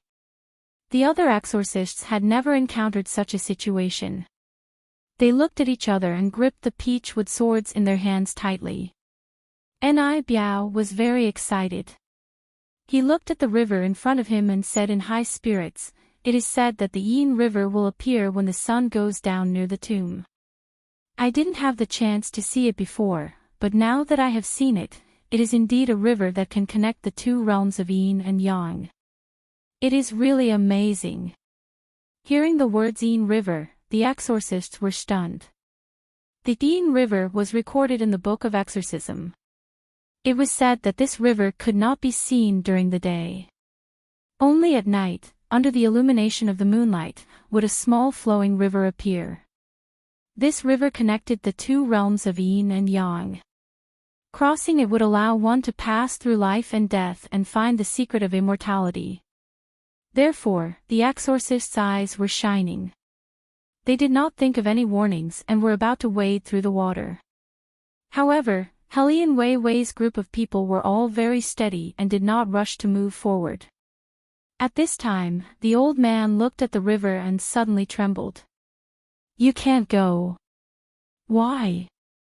Some of the exorcists turned around and asked. The old man pointed at one end of the river with a trembling finger. Only then did the exorcists realize that there was a coffin standing there. Placing a coffin in the water was an ominous sign in feng shui. Not to mention that it had appeared in the Yin River. The old man, Guando, seemed to be very afraid of the coffin. He said with conviction, I've seen it before. It has appeared before. Everyone, do not open the tomb. Didn't you never come to the mausoleum? How could you have seen the coffins here? Ni who did not take it seriously.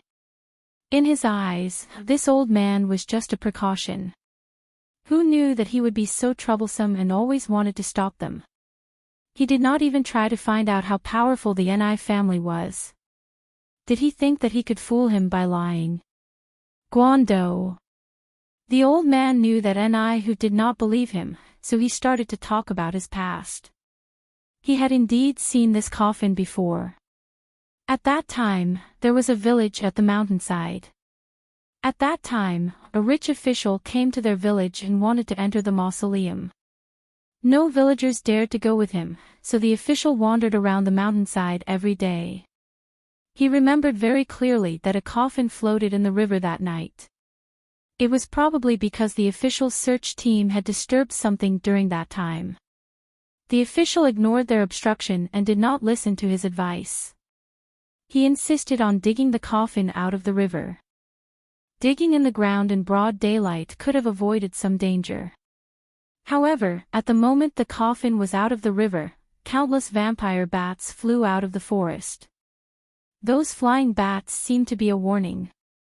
People in the underworld knew that if there was something strange on the day of the coffin opening, it was a bad omen. The official was greedy and did not listen to anyone's advice. He said that this was a tomb within a tomb. As long as the coffin was lifted, they could enter the tomb and find the treasure of immortality. Therefore, even though he knew that opening the coffin was dangerous, he still ordered his men to continue with the work without delay. Since he could not stop it from happening, the old man could only tell the official that once the ancient coffin was out of the river, he must use the dog blood red rope to mark the coffin. He thought that by doing so, at least some danger could be avoided. However, before the ancient coffin was out of the river, there was a sudden rainstorm in the forest. The sound of nightingales could be heard in the forest, one after another, louder than the other, making people's hair stand on end. The official had no choice but to stop the work because it was impossible to drag a coffin that weighed more than 100 kilograms out of the river in such bad weather. At first, the old man was secretly relieved. However, he did not expect that by the next day, those who wanted to lift the ancient coffin would die one by one. Those who had a weak life force died that night, while those who had a strong life force only survived until dawn. The official's death was even more strange. First, he was hungry and kept eating. Everything in his mouth tasted tasteless. In the end, he stopped eating and told the servants that he was sleepy and wanted to sleep. In the end, after dawn, the official's wife knocked on the door many times, but no one came to open it. She ordered the servants to break in through the window and found that the official was already dead. He was in a very strange position, lying on the ground. No wound could be found, but there was an indescribable distortion on his face, as if he had seen something extremely horrible. No one knew what he had seen, but what made people feel uneasy was that his whole body was wet, as if he had been soaked in the river. But in fact, the official's wife said that he had not left the room for the whole night. Then, where did the river water come from? No one dared to guess, and no one dared to go near the coffin. However, this did not prevent the disaster from happening.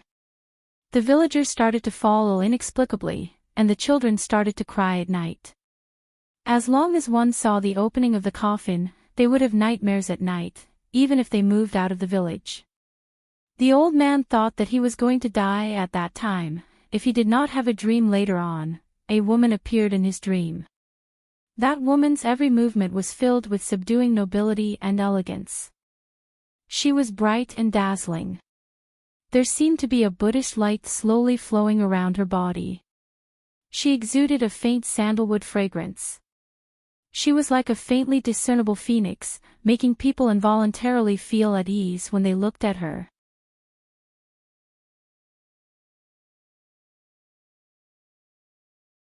Chapter 743.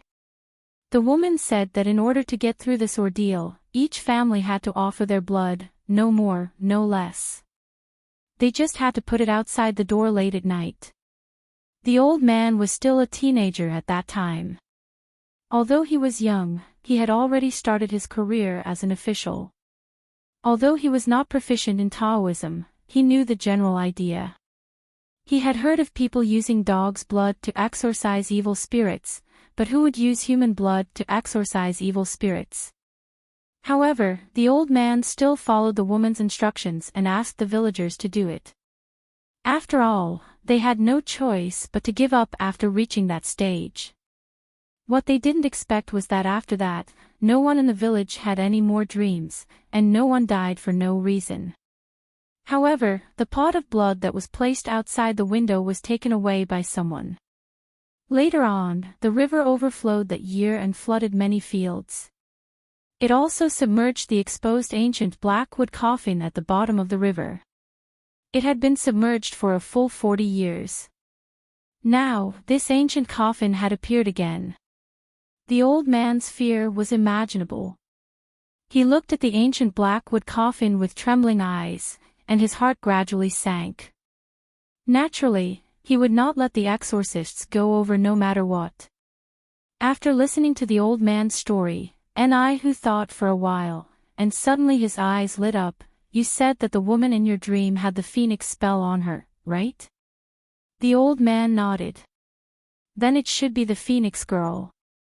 Who laughed. Then what's there to be afraid of?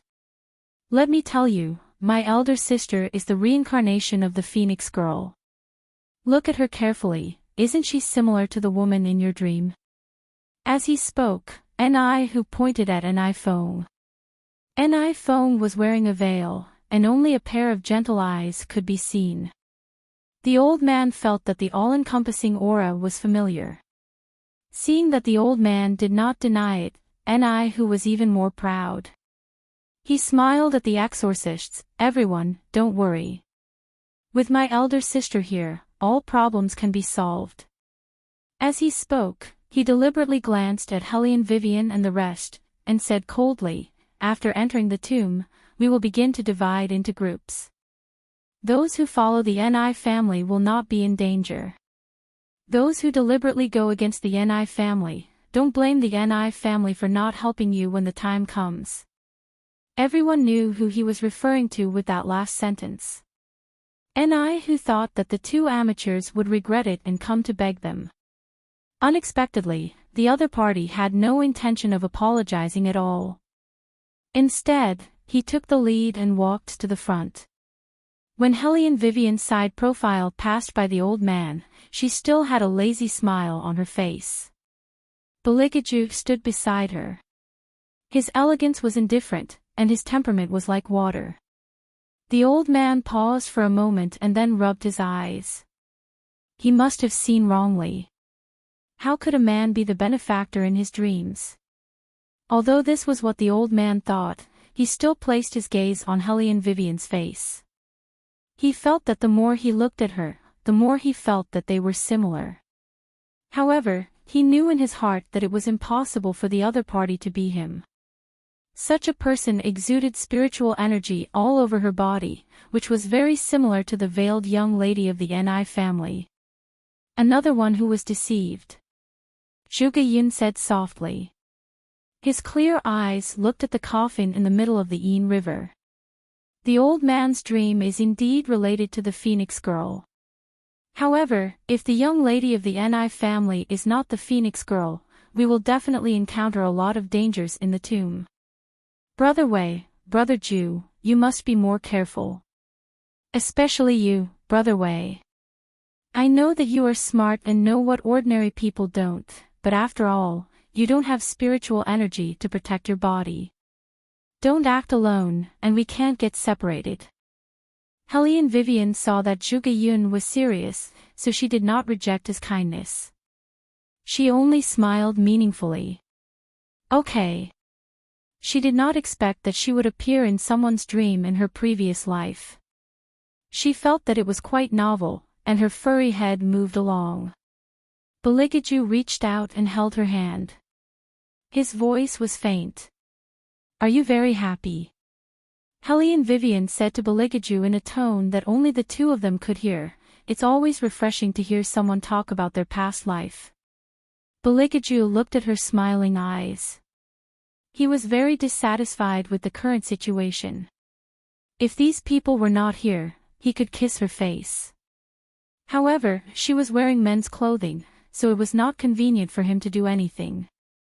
If you want to know about your past life, you can ask me. Hearing this, Hellion Vivian was stunned. She asked with interest, you know about my past life? Did we know each other in our past life? Not really. Belikaju's deep voice was very pleasant to hear. Do you still remember the exorcist immortal that the little king of hell said that I was afraid of? His voice was slow and graceful. That was the Phoenix girl from back then, your past life. After Hellion Vivian heard this, her beautiful eyes narrowed. She smiled very proudly. So, in my past life, I was stronger than you. I defeated you, right?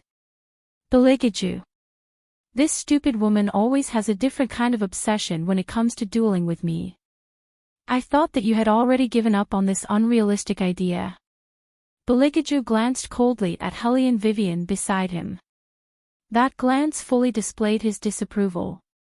This made Hellion Vivian raise her eyebrows.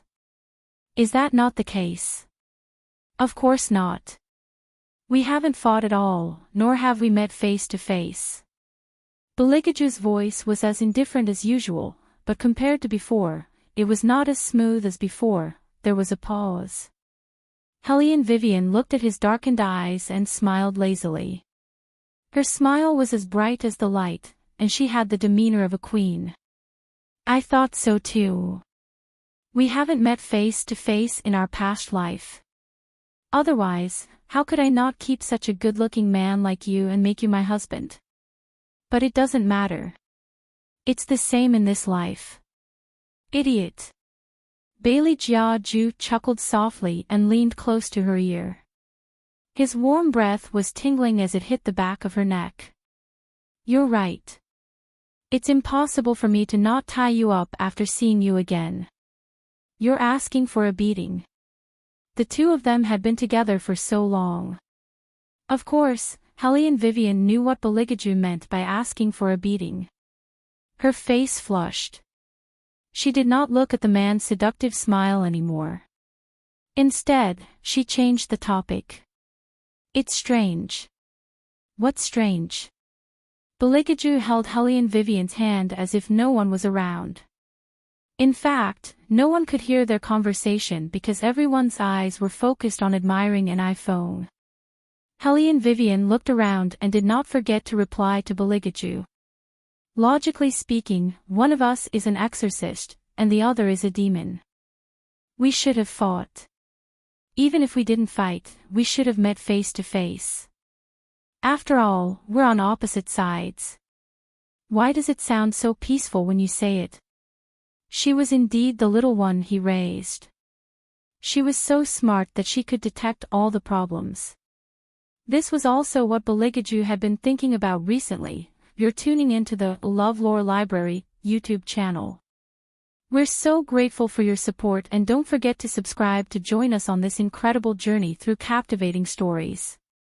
Your generosity through donations truly makes a world of difference, as it's the primary source of revenue that allows me to expand and enhance this channel for you.